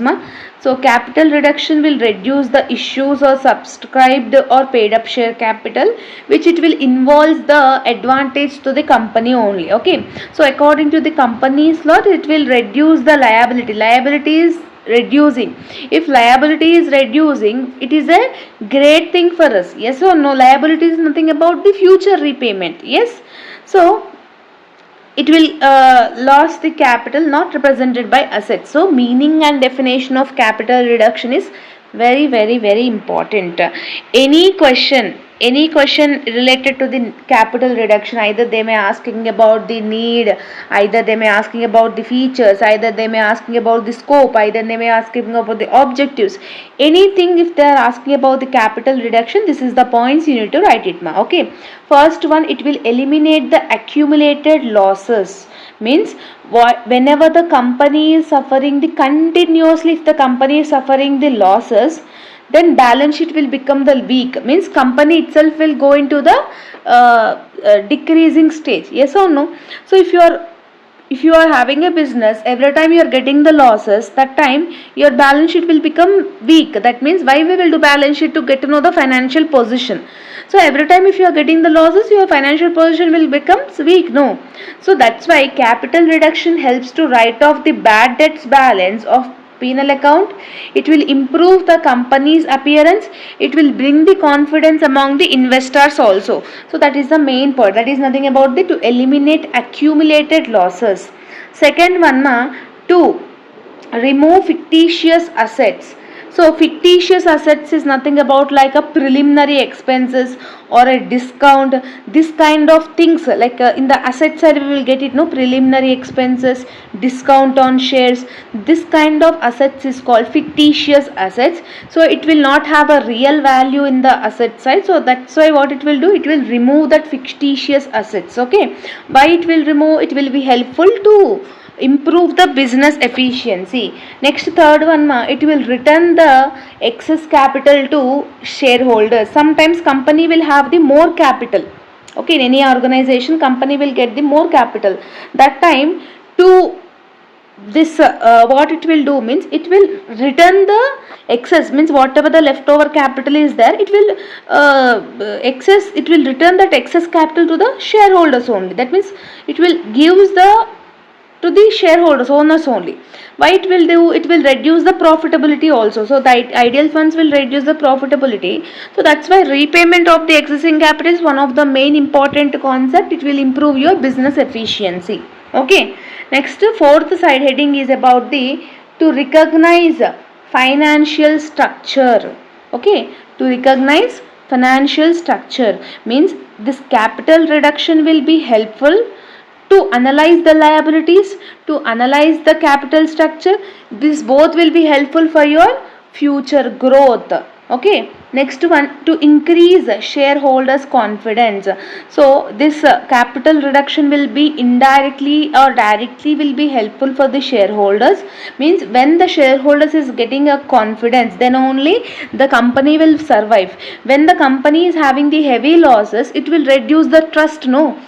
Nobody will invest in your company. So that's why this capital reduction will cover all that simultaneous activities. So it will improve the shareholders confidence. This is also main important point.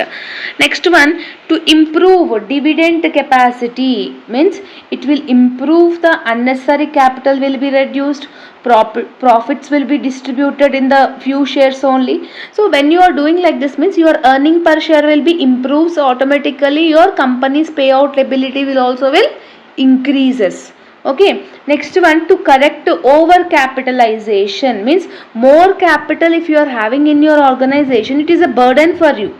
This will helpful, this capital reduction will be helpful to correct that over capitalization. How much capital is required, that much only you need to take it. If you are taking more than the capital is requiring, means you will get the more difficulties in the organization. Yes, so this capital reduction will be helps to bring down the capital in line. Means your earning capacity will also will increases. Okay ma. Next one, eighth one, it will facilitate the reconstruction or merger.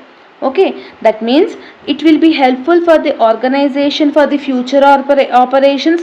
It will be helpful for the companies to adjust the losses. Yes, for that also this will be useful. Next one, to reduce burden of liability on shares. Means this capital reduction will be helpful for the organization to reduce the future repayment. Future repayment is nothing about the liabilities only, no. Those the company will reduce the liability on shares, which will be improve the relationship between the shareholders. Okay, so this is also main point. Okay, so this points you remember ma. This is the first question about the capital reduction. Second question in third unit, only two questions I have said, no. Second question in third unit is books and registers maintained by banking company. This is the second important question. First is about the capital reduction, second is about the books and registers maintained by a banking company. First you need to understand what is meant by banking companies. Banking companies, what it will do, it will maintain the various books or various registers. Means it will record the financial transactions, it will record the loans, deposits, cash movements, funds, dealings, everything. It will detail, it will write everything in that, it will record in that. That is called banking companies. Means it will have a systematic recording of making the banking operations. Yes, it will be helpful for the accounting rules to perform in a way. Yes, so but that is called banking companies. Okay, so definition of banking companies is also very important. So books and registered maintained by banking company are official records used to record daily business transaction, customer accounts, cash dealings and financial information. So what it will do, it will helpful for to maintain the accuracy in the organization, transparency, legal compliance in the organization, like that. Okay, so meaning and definition is must. Okay, next one, side points. Various books or register, what you will maintain in this means, first one, cash book. Cash book, what it will do, whatever the receipts, whatever the expenses related to the cash, that will be helpful to maintain in the cash book only. Means it will control the cash, it avoids the shortages also. This is the first important book. Second important book is about the general ledger. General ledger, what it will do, it will be helpful to prepare the trial balance, it will be helpful to prepare the final accounts, it will summarizes the information and it will provide the basic structure of the contents. That is called general ledger. Next one, customers ledger. Customer ledgers, what it will do, it will record the customers information like deposits, withdrawals, balances, how they are maintaining, tracking customer dealings accurately. See, customers ledger is nothing about something which we are getting the information or recording the information related to the customer only, no. Yes, Next one, deposit registers. Deposit register are fixed deposits, recurring deposits. Okay, so this kind of information, it will relate to the amount or a interest or a maturity dates. Like for example, this will be helpful for the managers to deposit in an effective and efficient way. It will recognize the organizations also. Okay, next one, loan register. Loan register means it will maintain the information related to the loan. So how much loan they have taken, how much is the interest, how much is the repayment, when is the schedule is there, when is the last date is there, what is the outstanding balances, what is the prepaid, due is how much you are having, like that. Okay, next one, bills receivable and bills payable. That means in future, if you need to receive certain amount, that is called bills receivable. In future you want to pay someone that 100 rupees, means that is called bills payable. Means future receivable amount, future payable amount is called bills receivable and bills payable. What it will do, it will record all the transaction related to the bills collected by the bank or collected by the other obligations, everything it might be. Okay, so that is the main thing. Next one, check issue register. Check issue register is nothing about, it will record the information related to the bank check. Means how much is the due, how much is the misuse you are maintaining with that, everything. Next one, securities register. Security register, what it will do, it will purchase, whatever the purchases, whatever the sales, whatever the custody we have done, everything it will able to recognize. That kind of things is called securities register. Okay, next one, ma'am. Transfer register and safe custody register. 9th and 10th one you are having transfer and safe custody register. Transfer register is nothing about the proper recording of the transactions in a systematic way, whereas safe custody register is nothing about the tracking of the customer property. Means whether you are giving the assurance to the safety and the security to the customer property, how the important documents you are keeping, how your important documents you are securing, that is very important. That is called safe custody registered. Okay, and conclusion part, capital reduction is important financial reconstruction, whereas it will helpful for the improving the efficiency of the organization. Similarly, books and register will be maintained by the banking companies. Okay, in a systematic way, in a transparent way, in a smooth business operations. Means it will be helpful for the long term stability of the organization. Okay, only two concepts we have discussed, compulsory 12 marks and 4 marks you can able to attempt it. You should use your own way of thinking the answers, that is also very important. Okay, so that's it about the unit number 3. Still, if you are having any further doubts, let me know in the comment section, and let me know how many members are waiting for unit 5 explanation. Okay, so definitely everyone let me know in the comment section whether the explanation is understanding or not. Still, if you are having any further doubts, do let me know. No need to prepare any problematic from this particular unit. Go with the theory part. First, second, fourth you can go with the problematic. Okay, all the very best. See you all in the next video, students. Bye bye everyone. Hello students, welcome back to our channel.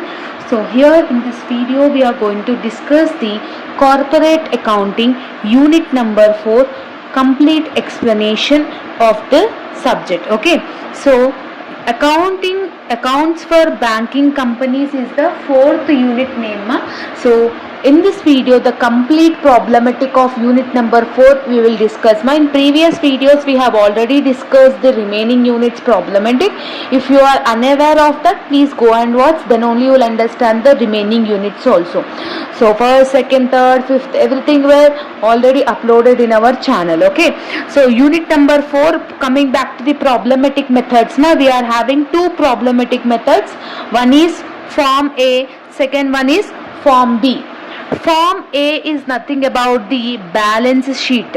Okay, if they are asking to prepare balance sheet from unit number 4 lesson, means we need to assume it as a form A method. So form A is balance sheet, form B is income, this profit and loss account. Okay, so in this particular video we are only going to discuss the first topic, that is form A, balance sheet only we are discussing. Okay, this is topic 1 of unit number 4. In next video I will explain form B. Okay, so here in this video we are completely discussing Form A. Even if you are having zero knowledge in the topic or zero knowledge in the subject also, you will easily understand the Form A balance sheet. Clear ma? So see here the question, what is the Form A or balance sheet pro forma? Pro forma is very important. You need to remember the pro forma. Yes or no? So compulsory pro forma is very important. See here what you are having. Capital we are having 1. What is the schedule number? 1. Second is reserves, schedule 2. Deposit, schedule 3. Borrowings, schedule 4. Other liabilities, 5. You need to remember these schedules. You need to remember the items which is there in the pro forma also. Now coming back to the assets side, cash 6, bank with balance with the bank 7, investments 8, advances 9, fixed assets 10, other assets 11. Okay, contingent liabilities is 12. So like this you need to remember all this stuff. Any question if they are asking Form A balance sheet, this is the items you need to do it. Okay, so first I will explain first one question ma. This is Form B pro forma. When I will explain the topic 2 now, I will explain the pro forma of Form B. Okay, now we are discussing only Form A.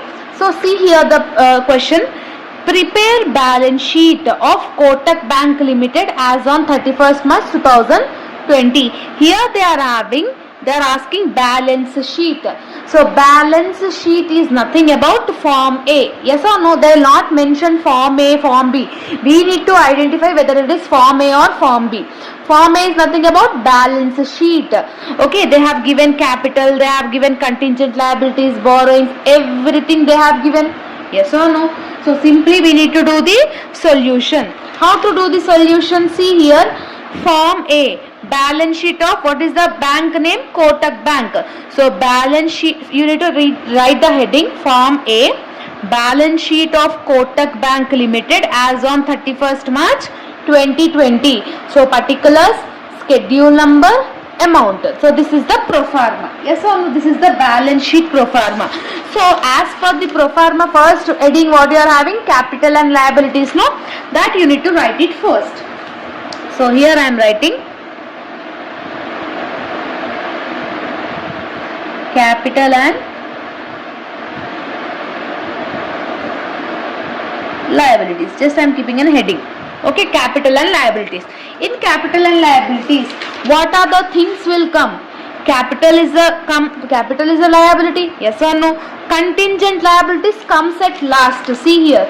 Here you will get, that is schedule number 12, you will get it, contingent liabilities. Next, borrowings, where it will come borrowings, just you need to identify the pro forma. So borrowings comes here in the schedule 4. Yes, so like that. Next, advances comes here in the schedule 9. Like that you need to identify everything. So capital will come here, no? So first I am writing in schedule number 1 capital. So capital, schedule number 1, what is the amount they have given? 5 lakhs. Yes. Next, in schedule 2, what it will come? Reserves. Yes or no? So reserves and surplus will comes here in the schedule 2. So reserves, how much you are having? 3,15,120. So here I am writing reserves. Here schedule number 2, 3,15,120. Clear? Next, schedule 3, what it will come? Deposits will come. Deposits. What is the deposits amount you are having? 1,95,000. Okay. So this is the pro forma. You need to remember a easy chapter compared to remaining units. Fourth unit is very easy in corporate accounting. After deposits, what will come? Borrowings. Borrowings is also 1 lakh. See here. According to this only I am writing. Okay. So what is the borrowings?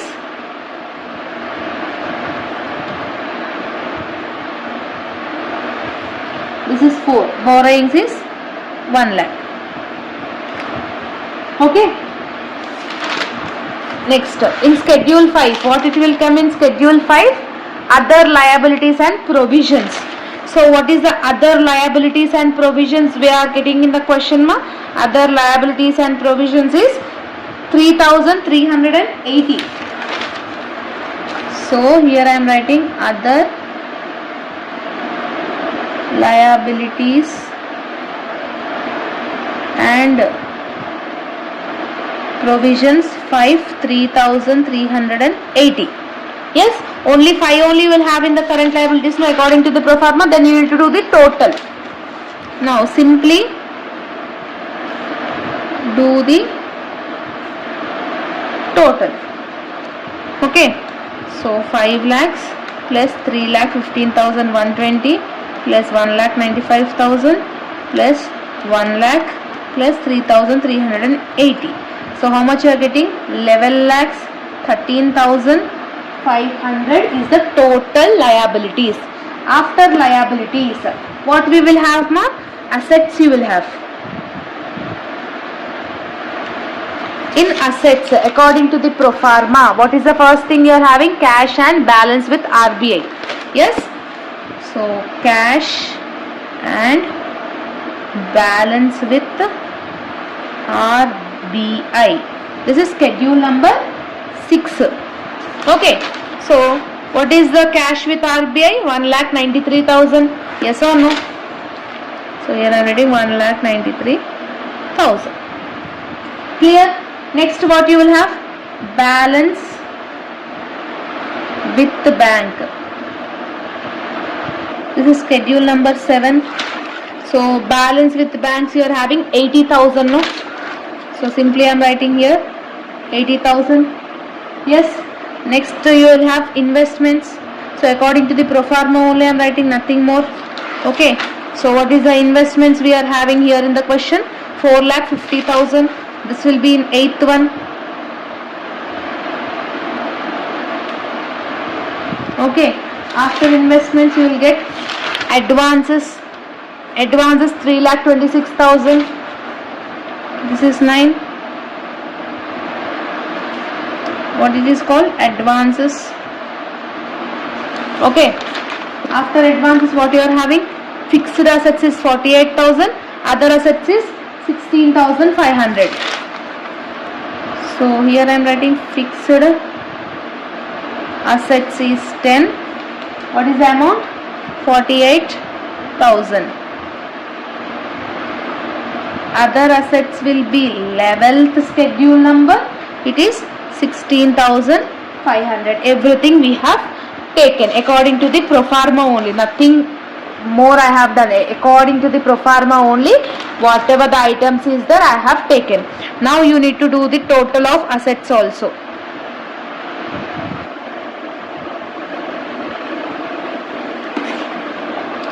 $1,93,000 plus 80,000 plus 4,50,000, 3,26,000 plus 48,000. 1,93,000 plus 80,000 plus 4,50,000 plus 3,26,000 plus 48,000 plus 16,500. How much it is getting? 11,13,500. So balance sheet it should get tallied like this. After doing this, what is the next thing you are having in the pro forma? Contingent liabilities is schedule 12. Bills for collection also you are having. So here I am writing contingent liabilities. Schedule number is 12. Bills payable we need to write it, but here schedule number nothing is there, amount is also nothing is there. In the question they have given contingent liabilities, no, that is 1,15,000. So schedule number 12, here I am writing 1,15,000. That's it, over. Okay, simple thing. Whatever we need to take, that only you need to take it. Okay, so everything we have taken. So where it will come, that there only we need to provide it. So after doing this task, okay, next what you need to do? You need to do the working notes. Okay, What is mean by working notes? So this is the simple working notes. See here, table name is schedule 1. In schedule 1, what we are having? Capital, no? So table name here I am writing capital. This is particulars. This is amount. Okay. So table name, particulars, amount. So what is there here in the capital? We are having capital only, no? So how much it is? 5 lakhs. You need to show it here. Second, schedule 2. What you are having in schedule 2? Reserves. How much? 3,15,120. So here you need to write reserves. This is particulars, amount, reserves 3,15,120. Next, schedule 3, deposits, particulars, amount. Here I am writing deposits. Easy. Okay, whatever we wrote, we need to show it in the working notes, compulsory. Next, schedule 4. Wait, what you put it here in the schedule 4? Borrowings. It is a time taking process, but in exam also compulsory you need to do it. Easy, simple, easiest chapter ever in corporating accounting is 4th chapter. Okay, with the help of 4th chapter only you can cover the problematic easily. So that's why 4th unit problematic, don't skip it. Okay, in schedule 5 you got other liabilities. So this is also amount, particulars, what you wrote here, other liabilities. Amount is 3,380. Like that, 12 things you need to show it. 6th one you are having cash and balance with RBI, no? So everything you need to show it. So schedule 6.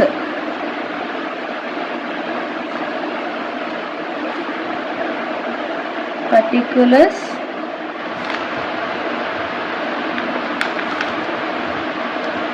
so cash. How much? 1,93,000.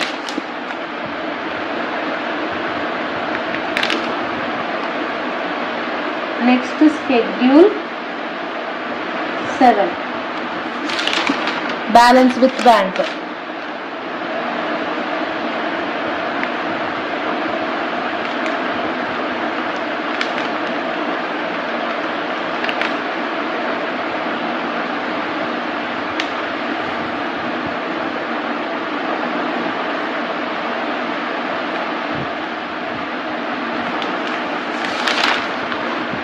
$80,000.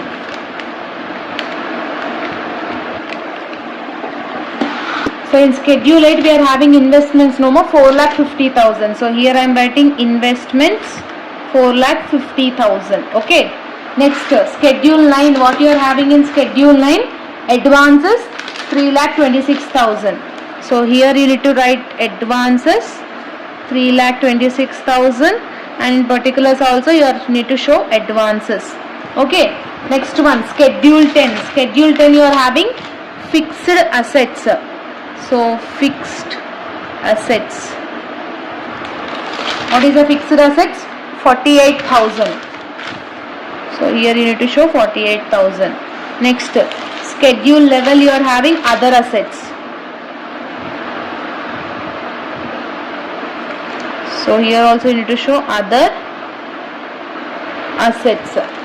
What is other asset? 16,500. Next, schedule 12 you are having contingent liabilities. So 1,15,000. So CL I am keeping here in the table name. Here you need to write full form, contingent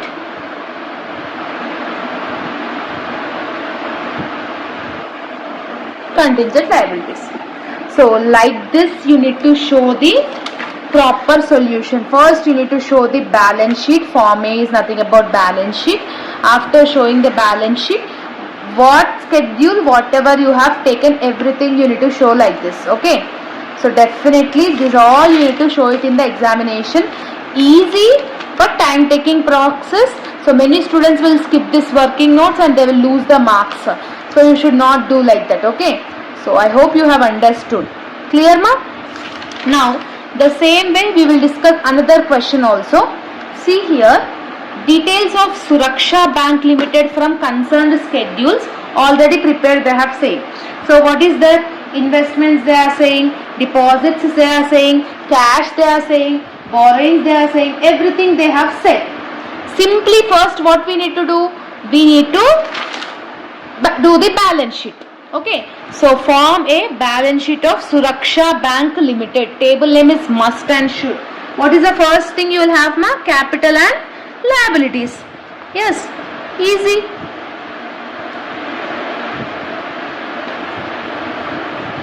What is the first schedule one you will have? First you will have capital, no? So schedule number will be 1. So what is the capital you are having here in the question? 5 lakhs. Next what you will have? Reserves you will have. That is schedule number 2 as per the pro forma. How much you are having? 17 lakhs 50,000. Okay, 17 lakhs 50,000. Next, schedule 3 what you will have, ma? Deposits. This is 3. What is the deposits we are having? 37 lakhs 50,000. No, 37 lakhs 50,000. Okay, next what you will have? Borrowings. Same, you need to remember the pro forma and schedule number. Schedule number is 4.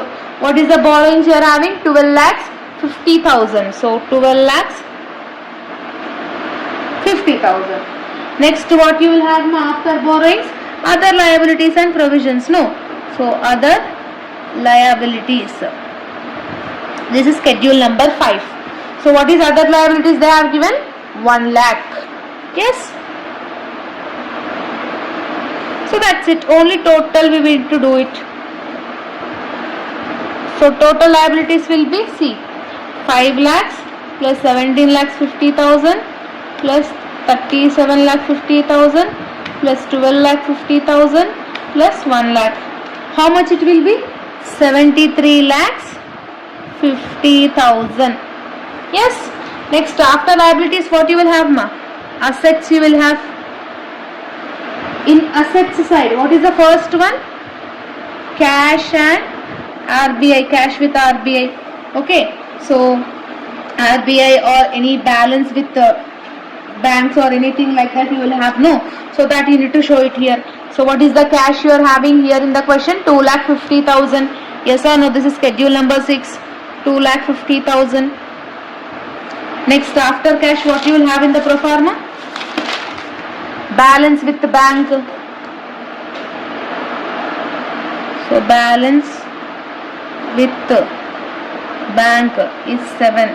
So balance with other banks, how much you are having? 5 lakhs. Afterwards what you will have? Investments you will have. Yes or no? So investments is 8. Schedule number 8. So what is the investments? 15 lakhs. Next, after investments what you will have? Advances. What is advances? 47 lakhs 50,000. This is schedule number 9. 47 lakhs 50,000. After advances what you will have? Fixed assets. Fixed assets is number 10. What is fixed assets you are having? 2,50,000.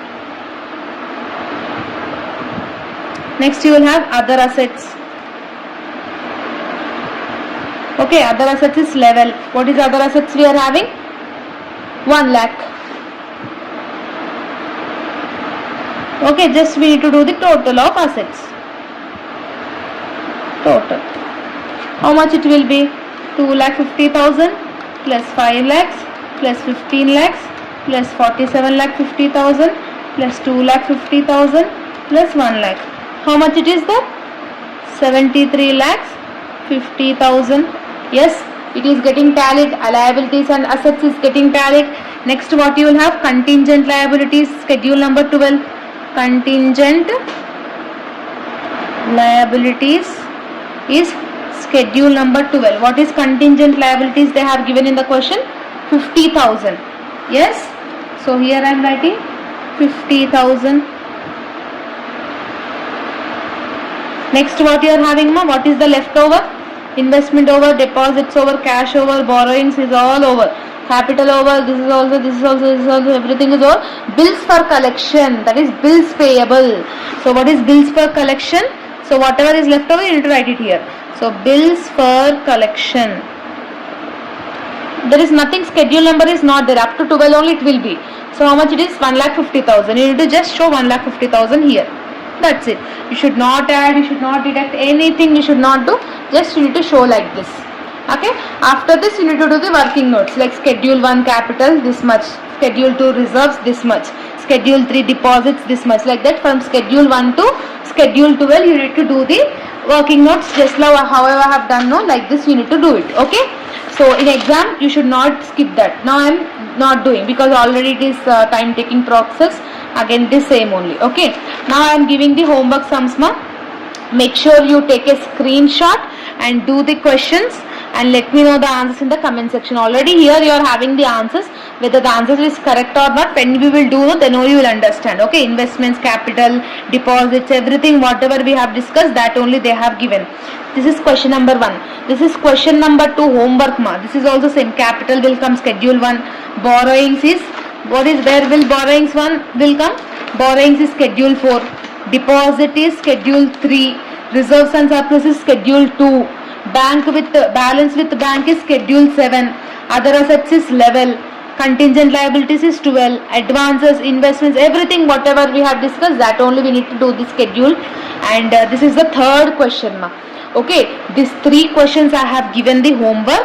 So form A, if they are asking, that means if they are asking you to prepare a balance sheet from 12th question, form A, that will be considered as a form A.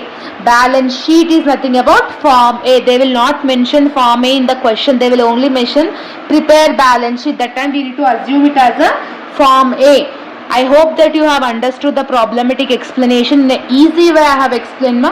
Let me know in the comment section whether the explanation is understanding or not. You are having any difficulty in understanding everything. This notes PDF is available in a Telegram group for free of cost. So all the links I have mentioned in the description box, ma. Just check out that. In entire YouTube, okay, this kind of explanation related to the corporate accounting nobody has explained clear till now. Okay, so whether the explanation is understanding or not, if you are commenting in the comment section means I will get to know. If you are not understanding any time means any term, the way of explanation means let me know in the comment section. If you are not understanding any question, again you rewatch the video. Okay, when you rewatch the video, no, whatever the tips I am saying you will not miss again and again, so you will remember in your mind. So that's why I'll say that watch the videos again and again, so you will understand the concepts very well. Clear? So in next topic we will discuss form B. So this is that will be the second topic of unit number 4. Clear? So all the very best for your examination as well as your preparation, students. See you all in next video. Bye bye everyone. Hello students, welcome back to our channel. So here in this video we are going to discuss the topic 2 in unit number 4 for the subject corporate accounting. In previous video we have already discussed topic number 1, that is form A, that is balance sheet. Here in this video, topic 2, problematic method of the subject corporate accounting, unit number 4, that is form B. So we are going to discuss form B complete explanation in this video. So I request you to watch the first topic explanation. After that then only watch the form B.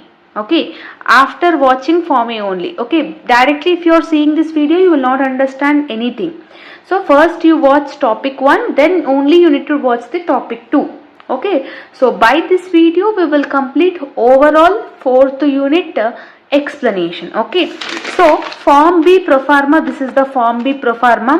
There are 4 heads actually. So head number 1 is income. In income you will have interest earned and other income, that is schedule number 13 and schedule number 14. In second you will have expenditure, that is 15 and 16, that is interest expended and operating expenses and provision and contingencies. Next, third one you will have profit or loss, that means from income you need to deduct the expenditure, you will get the net profit or a net loss. And fourth one, apportionates, that is appropriations also we will call it as. Okay, so here you will have this kind of related data. If you are finding in the question, means you need to keep it here. Okay, so total there are 4 heads in the profit and loss account, that is called form B. When they are saying balance sheet, it is considered as a form A, but when they are saying profit and loss account, we need to consider it as a form B.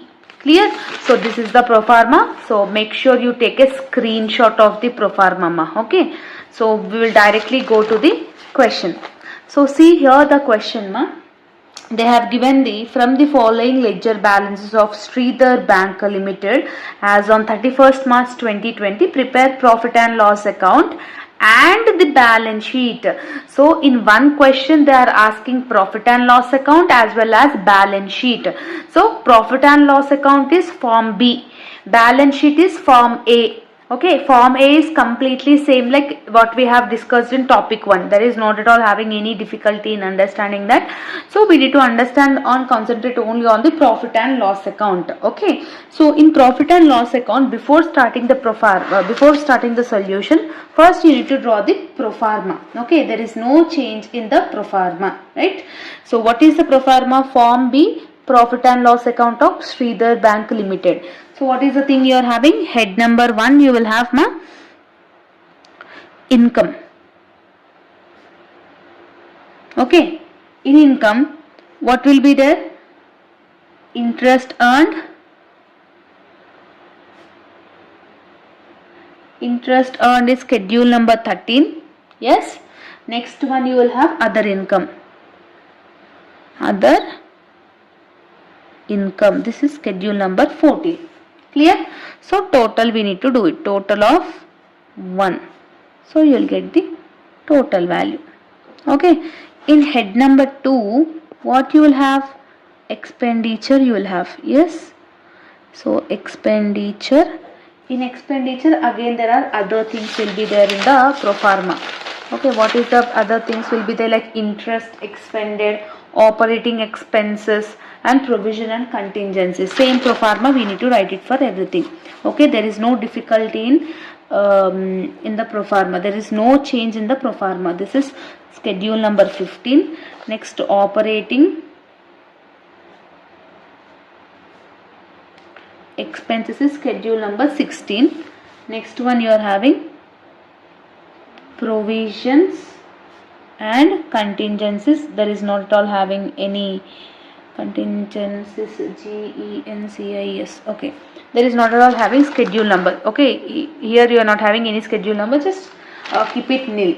Okay, after doing this, so first we will discuss how we will calculate interest earned, how we will calculate other income, everything we will discuss clearly. Okay, so working notes is compulsory, ma. How to calculate interest earned means what is the interest and deposits we are getting from the pro forma, you need to understand. Okay, so balance sheet, what are the items will come here, what are the items will come, you need to understand what it will come, everything. Clear? So that is the thing you need to do it. So term deposits you are having 325, SB deposits you are having 1775, demand deposits is like this, you are having like interest and deposits you are having salaries, rent, audit fees, premises, like that there are different things you are having here in the things. So first you need to understand incomes, what are the incomes we are having. So term deposit, deposit is not an income, we are depositing to the bank. Yes, deposit again not at all having any income here. So what is the income you are having? Interest and discount, means interest and discount we are having, the that is something we are earning. Yes or no? Interest and discount will come here in the interest earned. From that, what we need to do, the rebate. So we rebate whenever they are giving, no, so we need to do the minus. Okay, so that is rebate on bills discounted, whatever they have given on the screen, means in the question is that we need to do the minus. Okay, so what is the rebate on bills discounted? 5,000.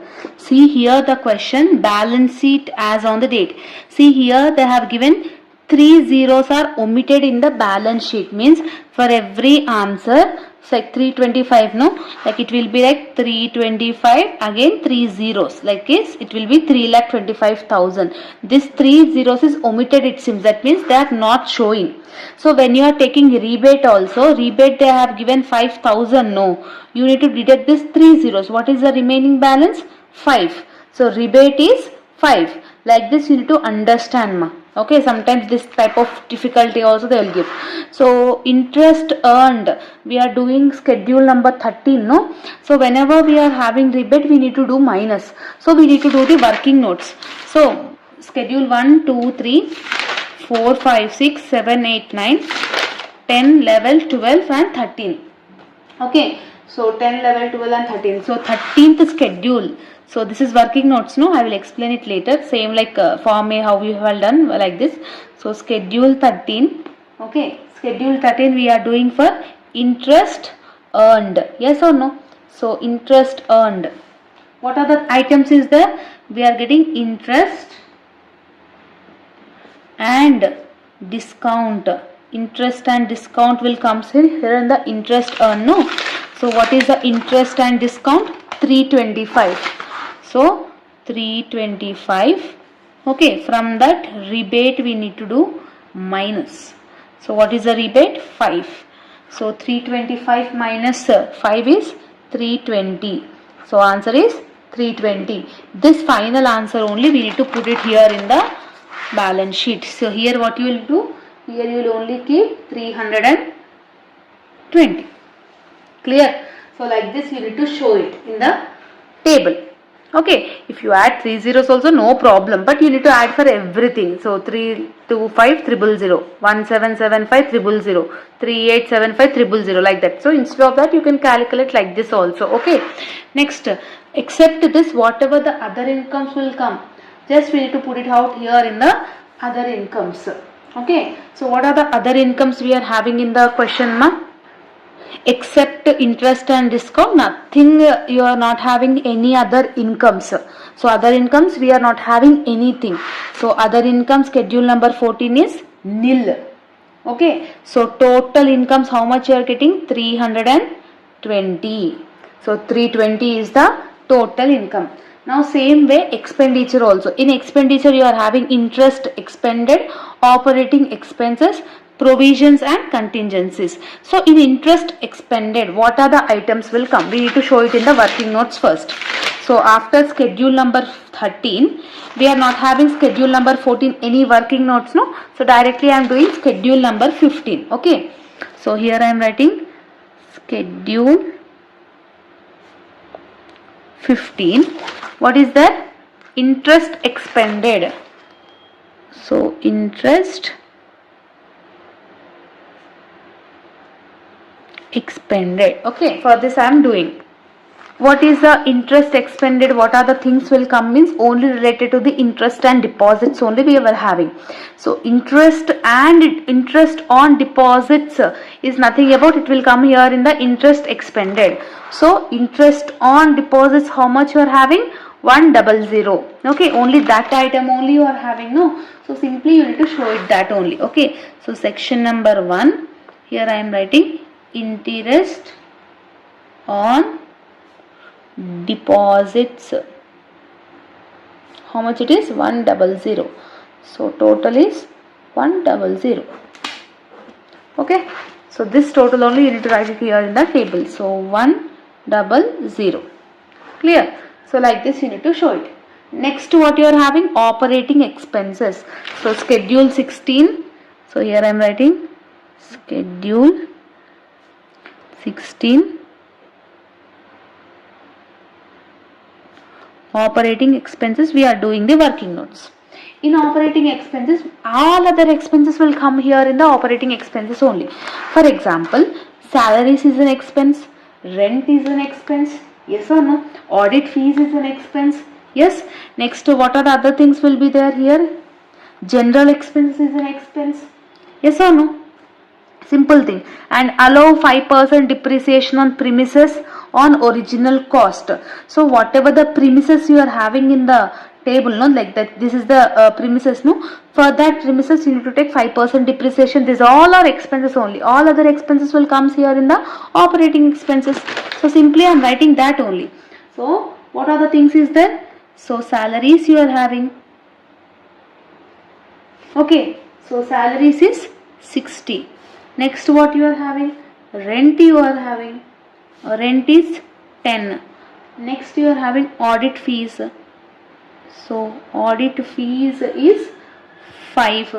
Okay. Next one, general expenses you are having.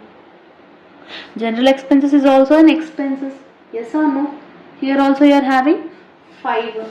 Okay. So next, what they are having? Depreciation on premises, no? So depreciation on premises. So how you will do this depreciation on premises? Means, see here, what is the premises they have given after depreciation? They are saying 1 lakh rupees. That's it. 1, 2, 3, 4. 10,000. Actually it is 10,000. After depreciation it is 10,000. So it is 600. So 600, and again 3 zeros is omitted. No. So you need to add this 3 zeros. So what will be the value of premises? Actually it is a 6 lakhs is the premises value.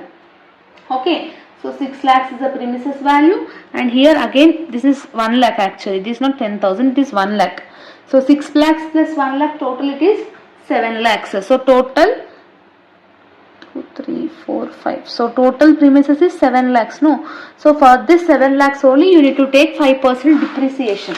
Okay, so that is 7 lakhs into 5%. So how much it will be? 7 lakhs into 5%, it will be 35,000. Here in 35,000 you need to deduct this 3 zeros is omitted. No, that is not there. So 3 zeros, remove it. Okay, 3 zeros if you are removing means, 3 zeros if you are removing means, what will be the answer? 35. Only 35 only you need to take it, because in other things you are not taking 3 zeros. No, so simply 35 plus 10 plus again 10 plus 60. How much it will be? 115. So total operating expenses is 115. That only we need to write it over here in the table. So operating expenses schedule number 16 we have got 115. So like this you need to show it in the examination point of view. Clear? Understood? Next, provisions and contingencies. So provisions and contingencies, what is the items we are having in the table, you need to check out. Okay, where you will check this provisions and contingencies means, see here, we have already taken interest and deposits, we have taken salaries, rent, audit fees is over, premises calculation is also over, and next we have taken interest on deposits, general expenses is also over.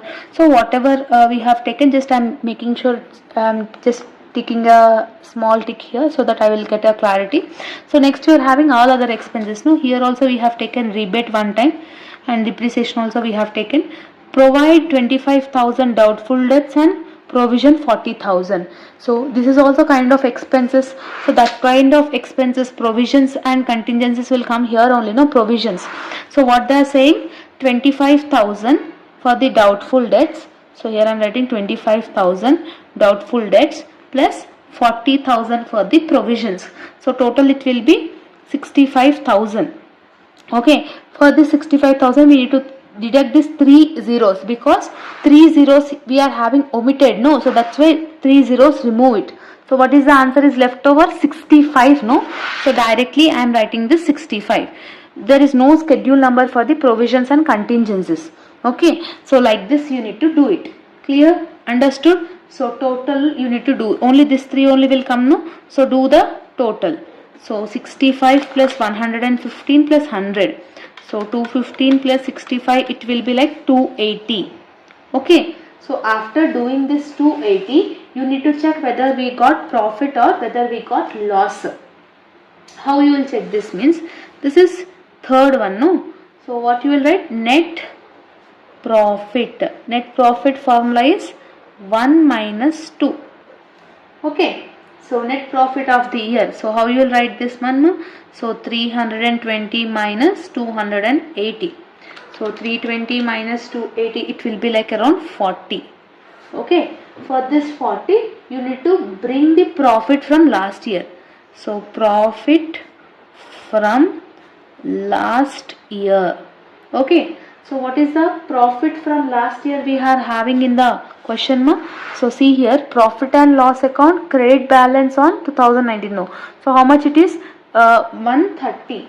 Okay. So that 130 you need to take it here only, because last year profit, no, you need to take it. If it is not there, means keep it, no need to mention. That's it. Okay. So now do the total of 3. 130 plus 40 is 150, 160, 170. So this is total for third one. This is total for second one. That is total for first one. After that, and the last part in the pro forma, what you will have? Apportionates. Okay. APP or appropriations or apportionate, anything you can call it as appropriation. Here in appropriations, what are the things we are having? Everything we need to get to know here. So what is the profit we got? 40, no? For this profit, we need to reserve. We need to take this reserve. Okay. So what is the reserve they have having here? So here I am writing. So transfer to statutory reserve. Okay. And remaining balance, it will be carried down to the balance, balance sheet. So that's it. Okay. So transfer to statutory reserve, you need to take 25% on the profit. That means 40 into 25%. How much it will be? 40 into 25%, it will be like around 10. Okay. So 170 minus 10, how much is the carried on? 160. So like this you need to do it. So here also it will become 170. Clear? That's it. Only this part only will come here in the profit and loss account. This is total 4. 170. So total 3 and total 4, like this it should get having. Okay. So this is the way of doing the profit and loss account. But here in the question they are asking balance sheet also. So how we will do the balance sheet? Balance sheet in the form A, however I have explained, from capital 1 to from first to schedules you will have, no? So for that schedules we need to do the same way. There is no change in that. So what is the thing you will have it here, ma? Capital and liabilities you will have. So capital and liabilities. In capital and liabilities, what is the first one you will have? First one you will have capital, that is schedule number 1. Next you will have reserves, that is schedule number 2. Okay. Next you will have deposits. Yes or no? So that's why I am saying that you need to watch topic 1 first, then only watch topic 2. Okay, then only you will understand. Next you are having borrowings, that is schedule number 4. Next you will have other liabilities. This is schedule number 5. Okay. So after doing schedule number 5, you need to do the total liabilities. So total, you will get the value. Okay. After doing that, next you will have the assets part. In assets, first you will have cash and balance at RBI. Yes. This is schedule number 6. Next, balance with bank you will have. This is schedule number 7. Next you will have investments. This is schedule number 8. Yes. Next you will have advances. This is schedule number 9. Next you will have fixed assets. This is schedule number 10. Yes, next what you will have? Next you will have other assets. This is schedule number 11. Okay, so total 6 to level you will have in the assets part. Just you need to do the total. Then total of assets you will get. After getting total of assets, you will have any contingent liabilities, means that is called contingent liabilities, will be schedule number 12. If any other there is there, like bills for collection is there, means that will comes here only, bills for collection. Okay, so no at all having any schedule number like this, only the pro forma will be no. Simply we need to do like that, according to that only we need to do it. Okay, so how you will do this kind of things, now I will explain it in a easy and a simple way. Clear? Simply first what you are having, ma capital, no? So what is the share capital you are having? 250. Okay, that you need to do the working notes, you need to show it here. So table name is schedule 1. You are showing for the capital. Okay, so share capital, how much it is? 250. Yes or no? So 250 in the amount you are writing. This is first one. Okay, so here also you need to write this 250. Clear? Understood? Next, when you are doing schedule 2, so schedule 2 working notes also definitely you need to do it. Yes or no? Schedule 2 you are doing for reserves. Yes or no? So how you will do this for reserves? So statutory reserve is a reserve only, no? So statutory reserve we got 150. Yes or no? So 150. What is the transfer to statutory reserve we got? 10. So both we need to do addition. Okay. So what is the balance you will get it?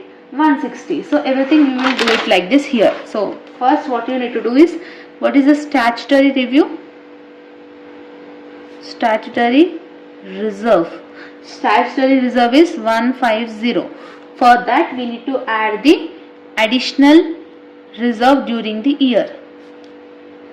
Additional year is 10. So total it will be 160. Yes. For this 160, what is the balancing figure of profit and loss account? What is the balancing figure to balance sheet? 160. No. So this is also you need to add it. So balancing figure from balance sheet, again it is 160. So 160 plus 160, 320. So total reserves you got 320. So you need to show the working notes and directly amount you need to put it out here.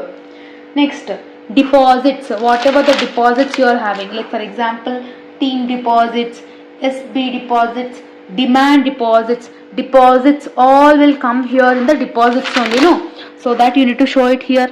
That is called schedule 3. You are doing for deposits. So what is the deposits you are having? First one you are having term deposits. That is 325.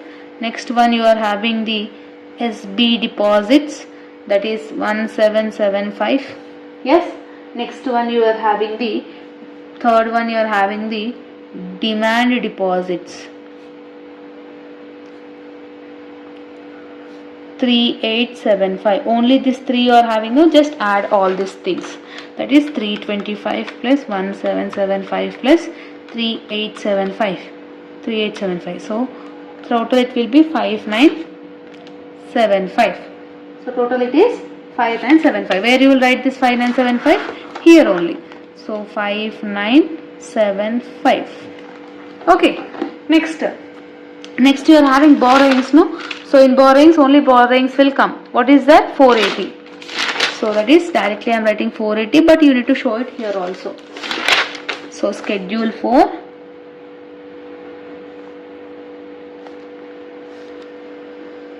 borrowings 480. Here also you need to mention borrowings because we are doing for borrowings, no? So that is the thing. Next, in schedule 5, What will come here in Schedule 5? Other liabilities. In Schedule 5, other liabilities. So other liabilities means what are the things will come? See here in the question. Bills payable is a liability. Yes or no? Simple thing, simple answer. Bills payable is a liability. Creditors is a liability. Yes. Unclaimed dividends is a liability. Yes. Provision for taxation is a liability. So what are the other liabilities you are having? You need to add it over here in the schedule number 5. So what are the things we are having? First one we are having bills payable. Okay. So what is the bills payable we got here? 400. Okay. Next you are having creditors. 25. Next you are having unclaimed dividends.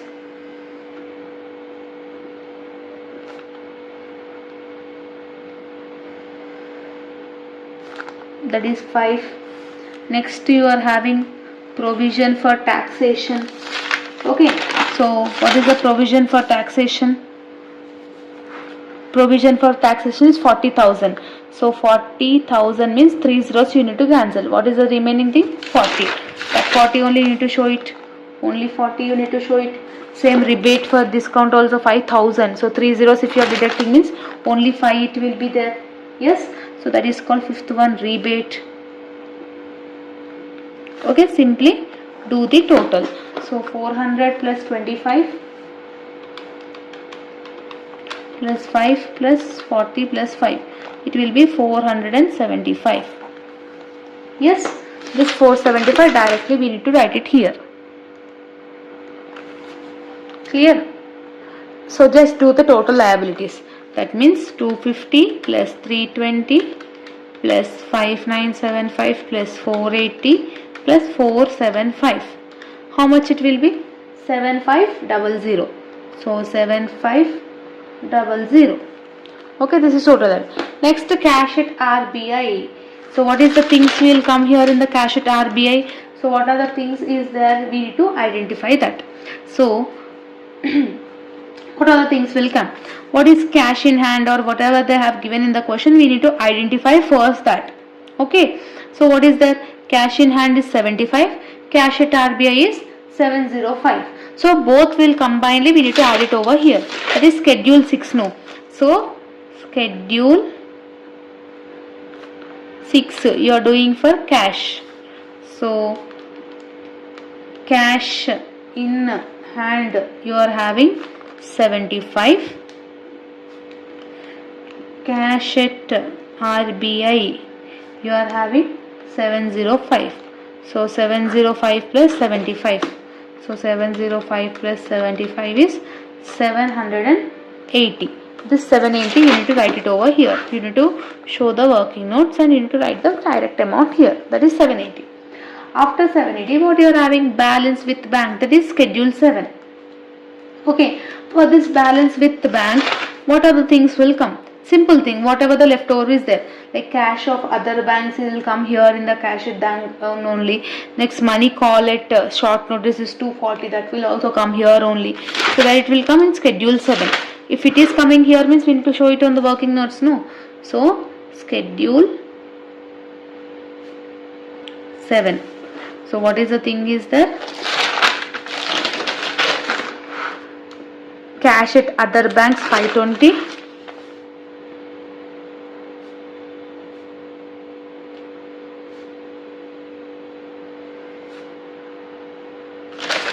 Next you are having this also, no? Which one? Money at call 240.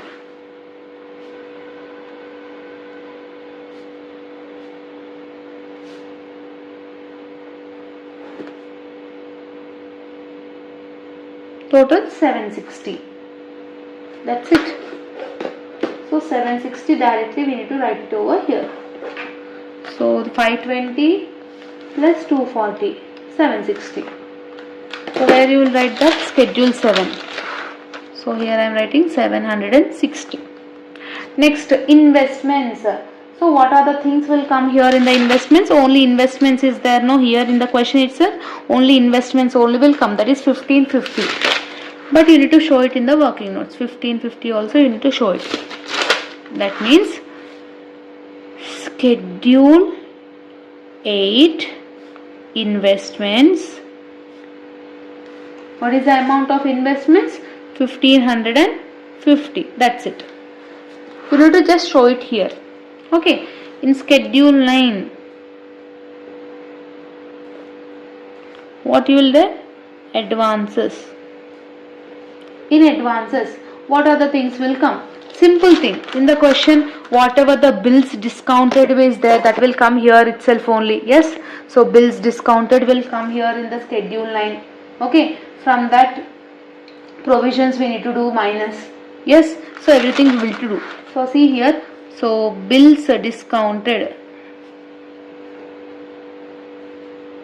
So bills discounted, how much it is there? 250, right? So 250 I have kept here. Okay. So next, whatever we are having, like cash creditors, overdraft, loans, everything, whatever we are having, we need to do here only. Okay. So cash creditors, etc. What you are having? 3500. From that provisions, what we need to do? We need to do minus. So what is the provisions they have given? 40,000. That means 3 zeros you need to deduct it. And provision for doubtful debts 25,000. 3 zeros if you are deducting means you will get just 25. So 3500 minus 25 is 3475. So 3475 plus 250 is nothing about 3725. Okay, directly this 3725 you need to write it over here. 3725. Okay. Next, fixed assets. So what are the fixed assets we are having? Same simple thing. 6 lakhs, 600, 000, no. Total 6 lakhs. Here also 1 lakh. So total it will be 7 lakhs. So that means 7 lakhs minus 3 zeros. 3 zeros is omitted. No. If you are deducting this 3 zeros, 700 you will be having. So premises is 700. Depreciation we got. What is the depreciation we got in the thing? Depreciation is 5%. No, that also you need to do it. Okay. So fixed assets we are having only for premises. No. So schedule 10 fixed assets. So for this fixed assets, what is the premises we are having? No? So 6 lakhs plus 1 lakh. So total it will be 7 lakhs.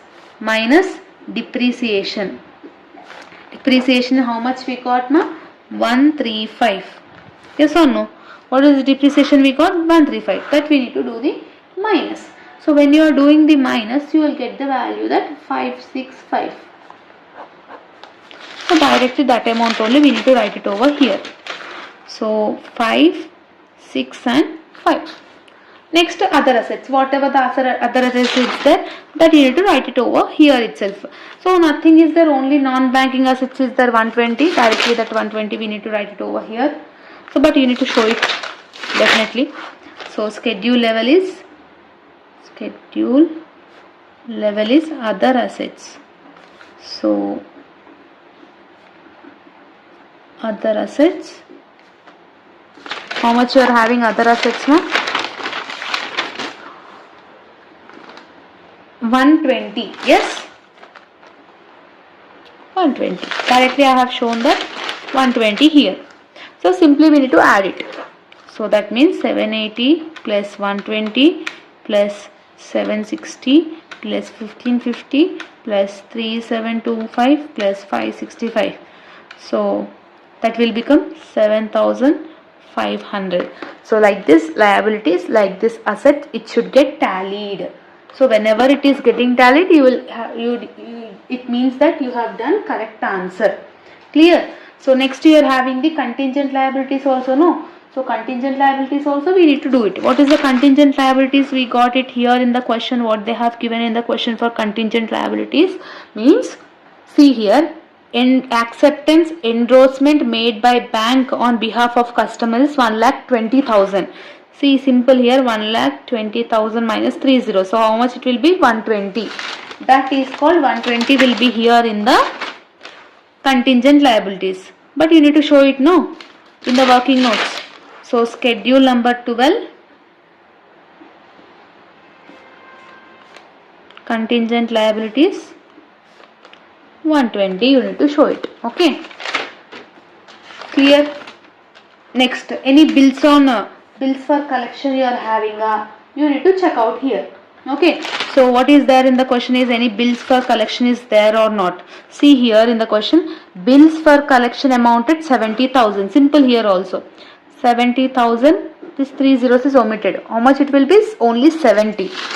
Okay, so directly no schedule number 70 directly I am writing here. No need to add anything, no need to deduct anything. This is how you need to show it in the form A. So whenever they are asking form B, like this you need to do.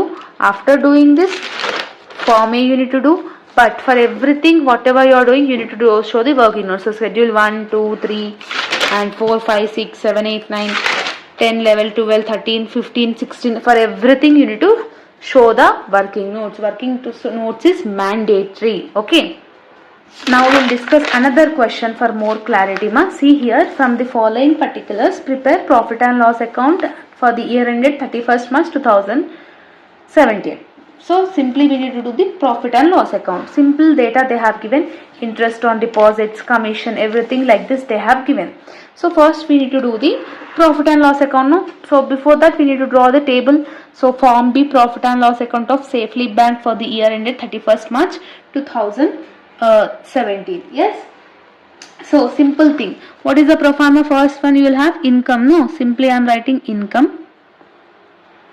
In income, what is the first thing you will have? Interest earned. Schedule number it will be 13. How to calculate this schedule number 13? What are the items will come? Simple thing. So interest earned is nothing about what are the items we are earning. Like for example, interest on loan will come. Yes or no? Interest on loan, interest on cash credit is an income for us.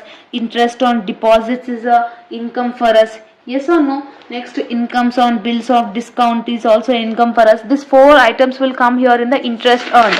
So you need to do the working notes. So you are doing working notes for schedule number 13. So schedule 13, interest earn you are doing. So what are the items we are getting? So first one, interest on loan. So interest on loan, how much is that? 2490. No. So 2490. Next what you will get? No? Next discount on, this one also will get discount on bills discounted. So discount on bills discounted is 1490. Next, interest on cash credits 2320. 2320 is interest on cash credit. Yes or no? And next one you will get interest on overdraft also will be here in the interest on, because we are receiving an interest. No. So interest on overdraft, how much it is? 1600. So simply we need to do the addition. That means 2490 plus 1490 plus 2320 plus 1600, if you are doing means you are getting 7900 total. So this total overall value only we need to write it over here, that is 7900. Okay. After doing this 7900, whatever the other commission is there, like other incomes like that, it will be here there. No. So other incomes will be there. So other income is schedule number 14. So other income schedule number 14. So except this, what are the other incomes we are having? Other incomes we are having only commission, that is credit side they are saying. So that's why commission is another income. So directly we need to write it over here 100. But you need to show the working notes. No. So schedule 14, commission you are doing. So only commission you are having, that is 100. You need to show it here. Okay. So commission credit 100, that you need to show it. Okay. After income, you need to do the total income. So 7900 plus 100 is 8000. So total income is 8000. This is total 1. Okay. Next to second one you will have expenses. No. Expenditure. In expenditure you will have 1516. What you will have here in the pro forma? Interest expended, that is 15th one. Next you will have operating expenses. Same pro forma I am writing. Operating expenses is schedule number 16. Yes. Next provisions and contingencies is nothing. Only this two only you will have. So what is there in the interest expended? In interest expended you are having only one thing. What is that? You are having only one thing, that is interest on deposits. So interest on deposits will come here in the interest expended. No, how much it is? 3,200. So here I am writing 3,200. But you need to show the working notes. No. So schedule 15, 3,200. From where we are getting for that 3,200 ma? So 3,200 is interest on deposits. Yes, here you need to write that only. So interest on deposits 3,200, directly I have wrote that. And whatever the other expenses like auditors fees, directors fees, bad debts, payment to employees, okay, so all of the remaining stuff will go to the other expenses, but you need to show it here also. So schedule 16. So schedule 16 other expenses. Other expenses, what you are having? Sundry charges you will have. Okay, 100.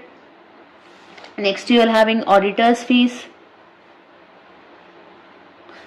Remaining all other expenses will come here only. 35. Next payment to employees.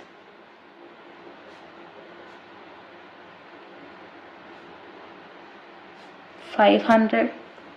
Next rent and taxes. 200. Next you are having directors fees is also an expense for us. Okay, 16. Okay, like this you are having. Just add all these things. So 100 plus 35 is 135. 500 plus 200 is 700. 700 plus 16 is 851. So 851 is the total other expenses. So directly here I am writing 851. Okay. So after writing this, other provisions and contingencies. Is there having any provisions here in the question? Just check out provisions. So we need to check once again. Okay, what is there in the provisions? Anything is there? So bad debts is considered as a provisions only. No. So directly we need to show it. No need. No, there is not having a schedule number. So no need to show the working note. So you will get the total expenditure. So how you will do the total? Just add the total of 2. Okay, so 3,200 plus 851 plus 300. How much it will be? 4,351. This is called total expenditure. So total expenditure, afterwards you will need to do the net profit or net loss. So net profit 1 minus 2. That means 8,000 minus 4,351. How much you are getting? 3,649. Okay, for this we need to add last year profit or loss.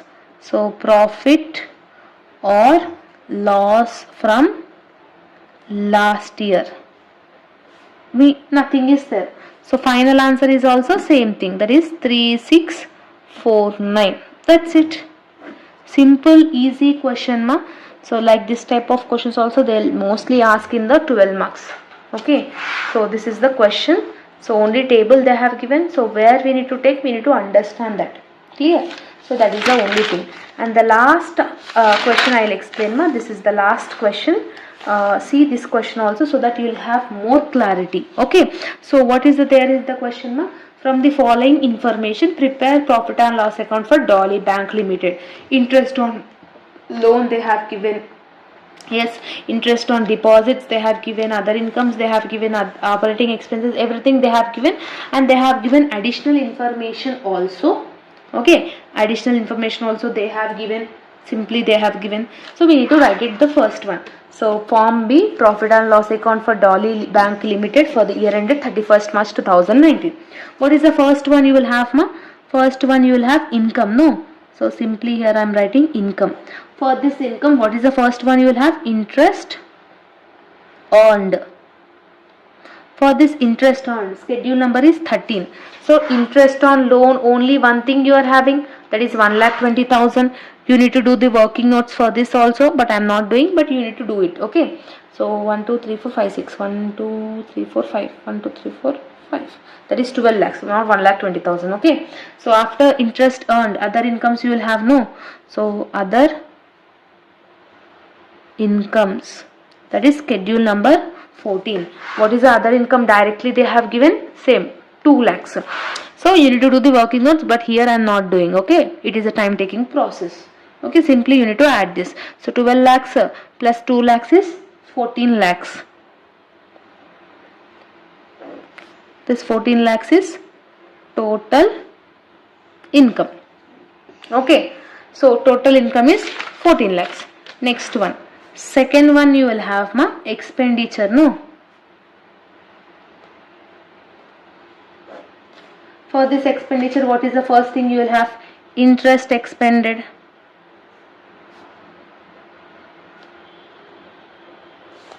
Okay, so interest expended, only you are having interest on deposits, that is 10 lakhs. So this is schedule number 15, 10 lakhs. Okay, next what you are having, operating expenses.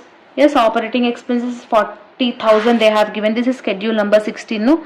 So 40,000 directly I am writing.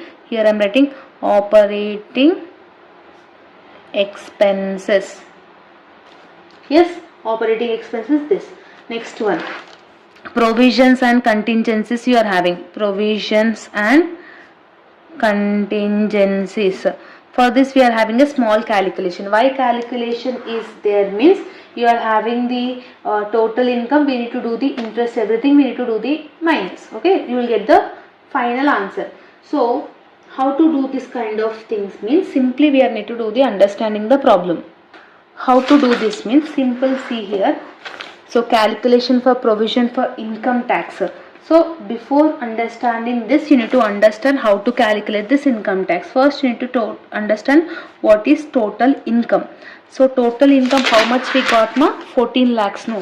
So for this 14 lakhs we need to write it over here. So whenever they are giving the percentage, you need to do like this. So for this 14 lakhs you need to deduct the operating expenses and you need to deduct the interest expended also. Okay, so what is the activities we got? 10 lakhs plus 40,000, no. So this we got 10 lakhs, you need to do minus, and this is 40,000, this is also you need to do minus. So that means from 14 lakhs if you are deducting 10 lakhs 40,000. So 14 lakhs minus 10 lakhs 40,000 if you are deducting means you are getting the value of 3,60,000. Okay. So for this 3,60,000, this will be considered as a provisions before tax. Okay. For this provisions before tax, how much we got? 3,60,000, no. Okay. How much is the tax percentage they have given? 55%. So you need to do 3,60,000 into 55% is 1,98,000. So like this you need to calculate. This 1,98,000 you need to write it over here in the contingencies. Now do the total of liabilities. So 10 lakhs plus 40,000, 10 lakhs 40,000 plus 1,98,000.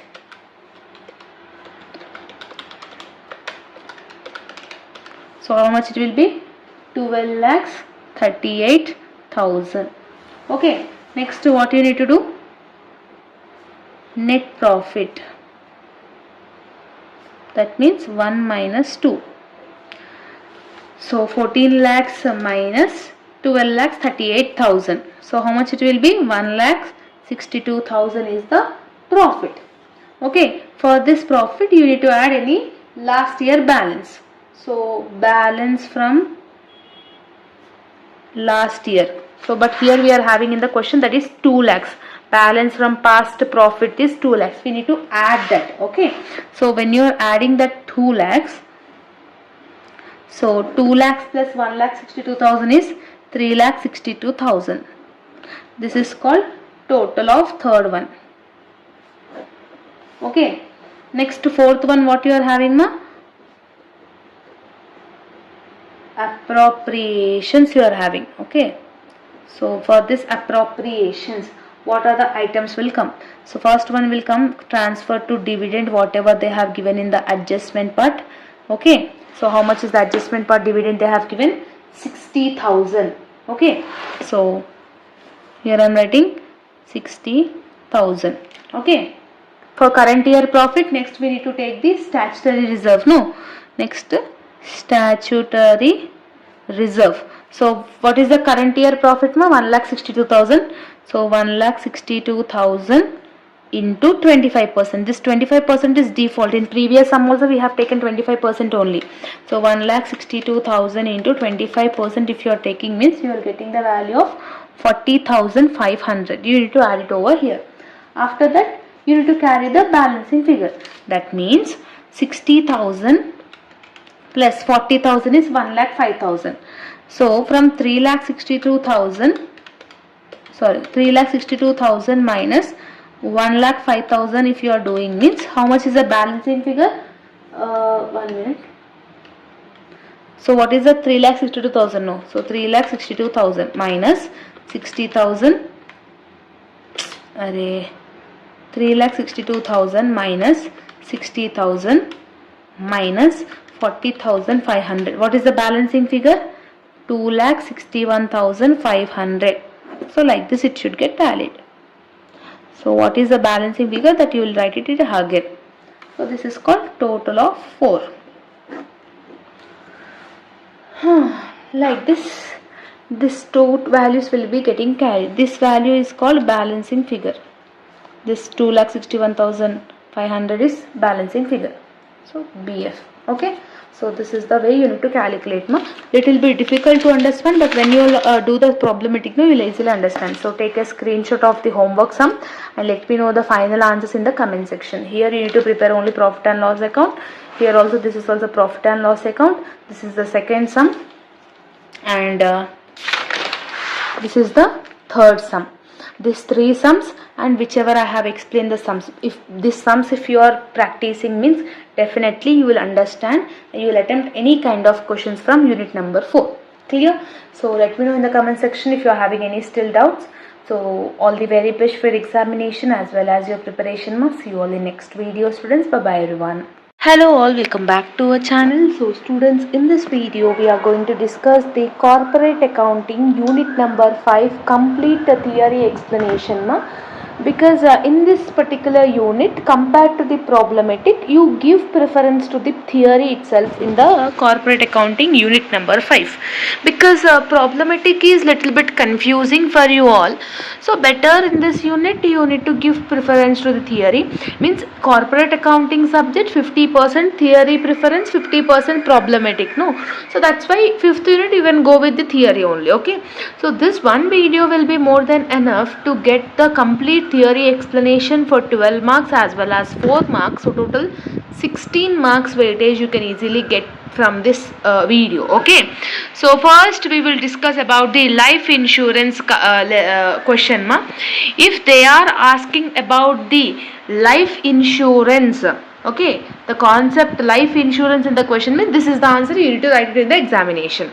So first you need to understand what is meant by life insurance.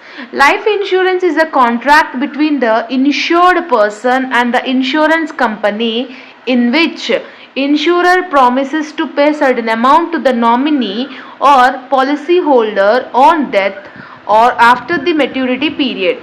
Means we all know about the life insurance. No, for example, I am want to take a life insurance. I am keeping nominee as my mother.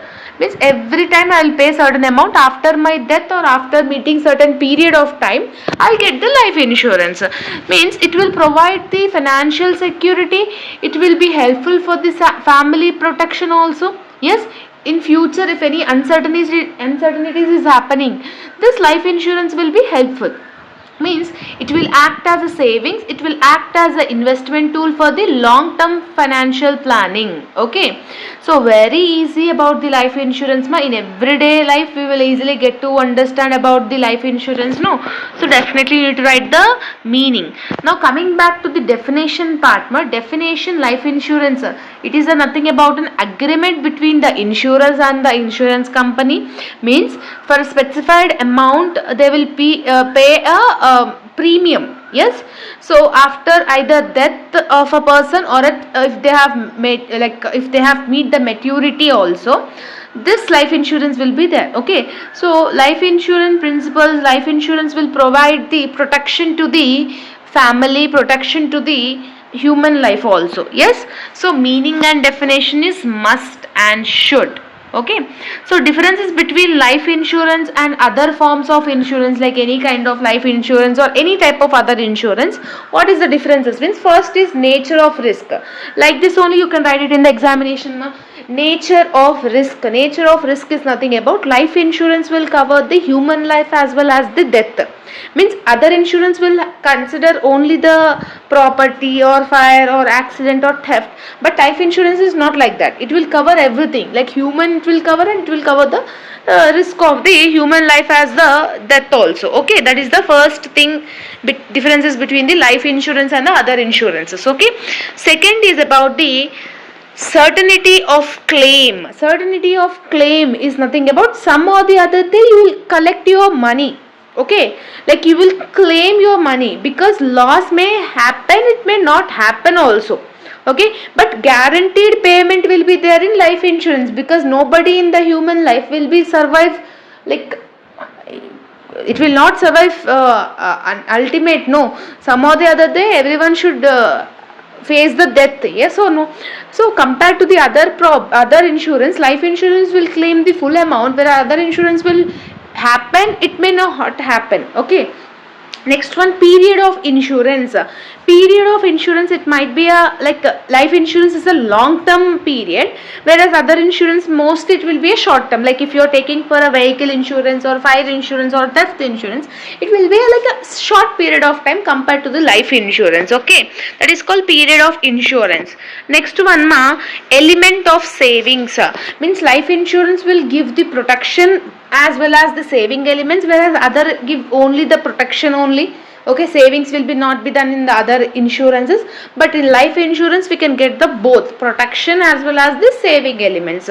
Next one, insurable interest. Insurable interest is nothing about the taking the policy only. Life insurance will be having the interest only for the policy, whereas other insurances will have the time for the loss also.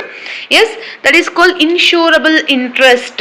Okay, next one, principle of indemnity. Indemnity is nothing about life insurance will not perform any principle for the indemnity, because human life is not measured in terms of money, no, but other insurance will be measured in terms of money, but human life is not like that. Yes, so that is the another difference, principles of indemnity we will call.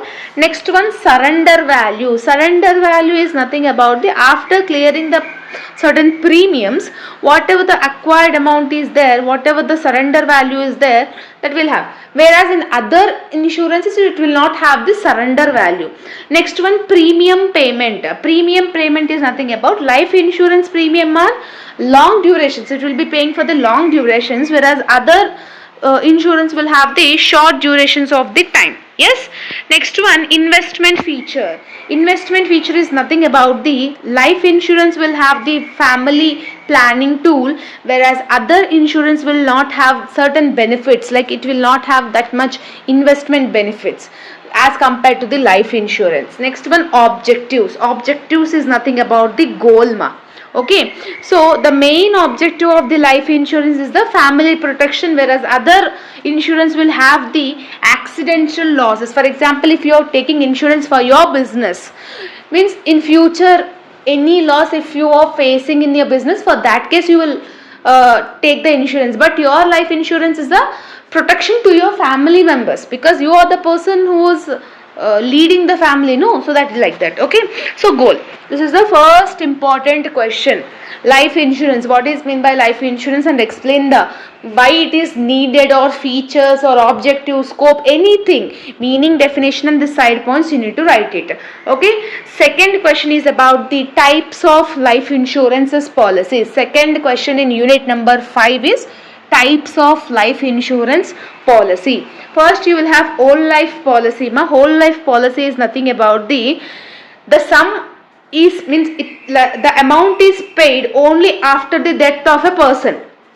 Okay, premiums are paid throughout the life for a fixed period of time, but whole amount will be covered to the family nominee after the death of the person. That is called whole life policy. Like different types of life insurance you will have, no, that like.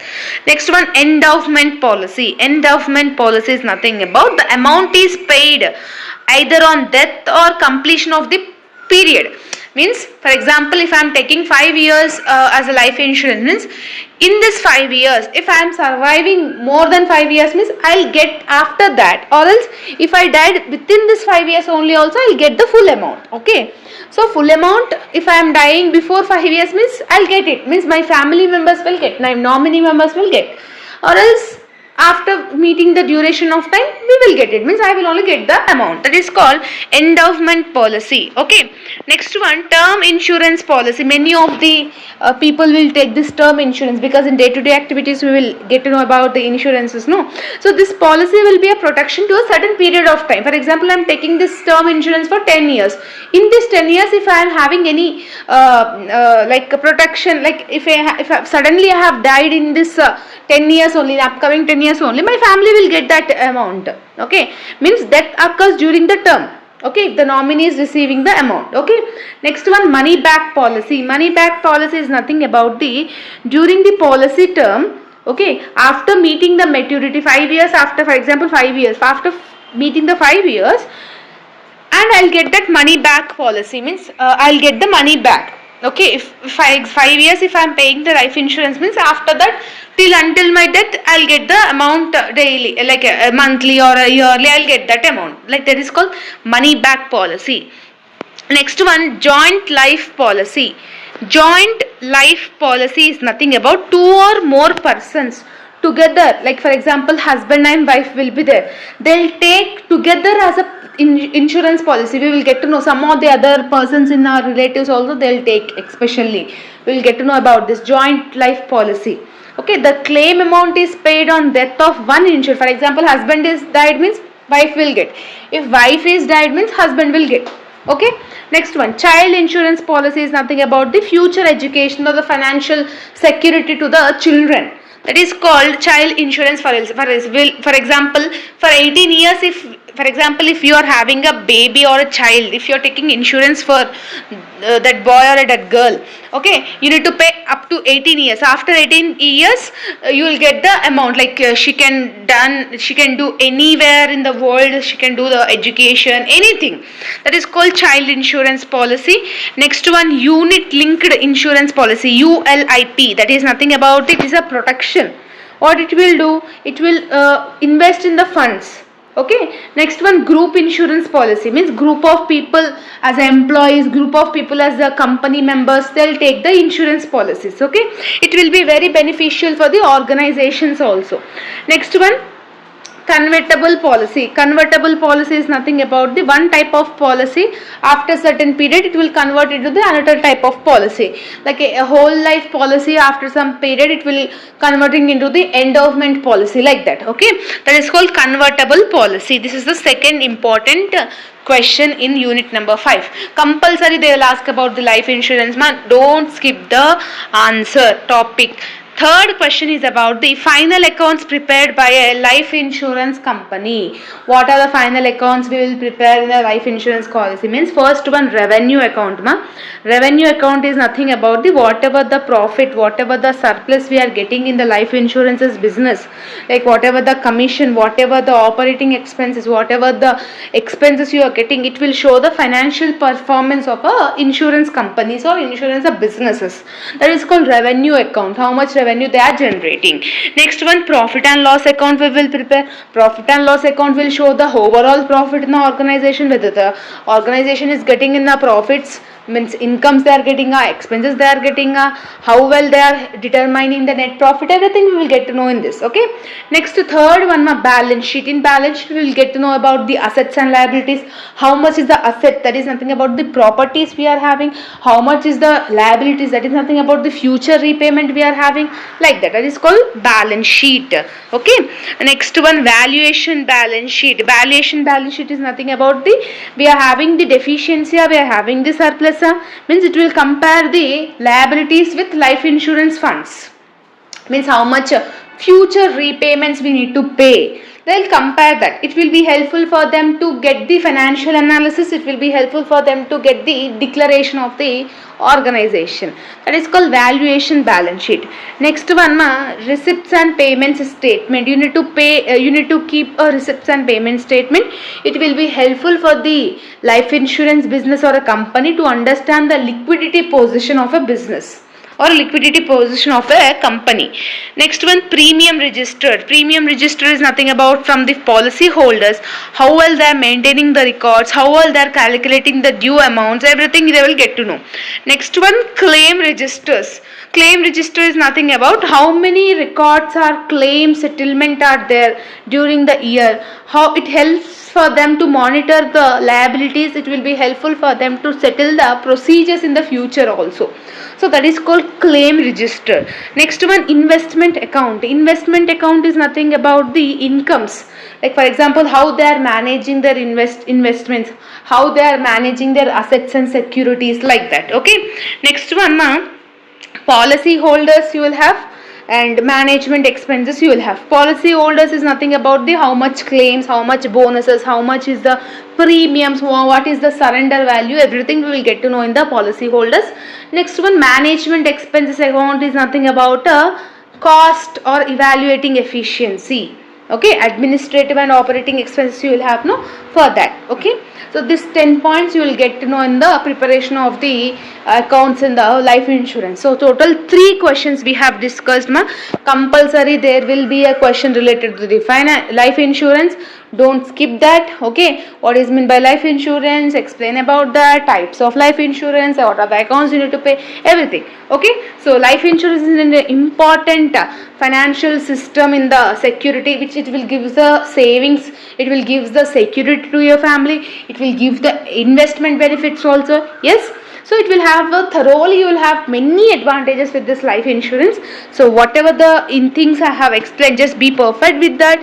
And this notes PDFs are available in our Telegram group for free of cost. Okay, so no problem. 3rd unit and 5th unit you can go with the complete theory part. Okay, so first unit your wish, problem or theory. 2nd and 4th unit to compulsory problematic. Okay, so 50% theory, 50% problematic you are having a chance.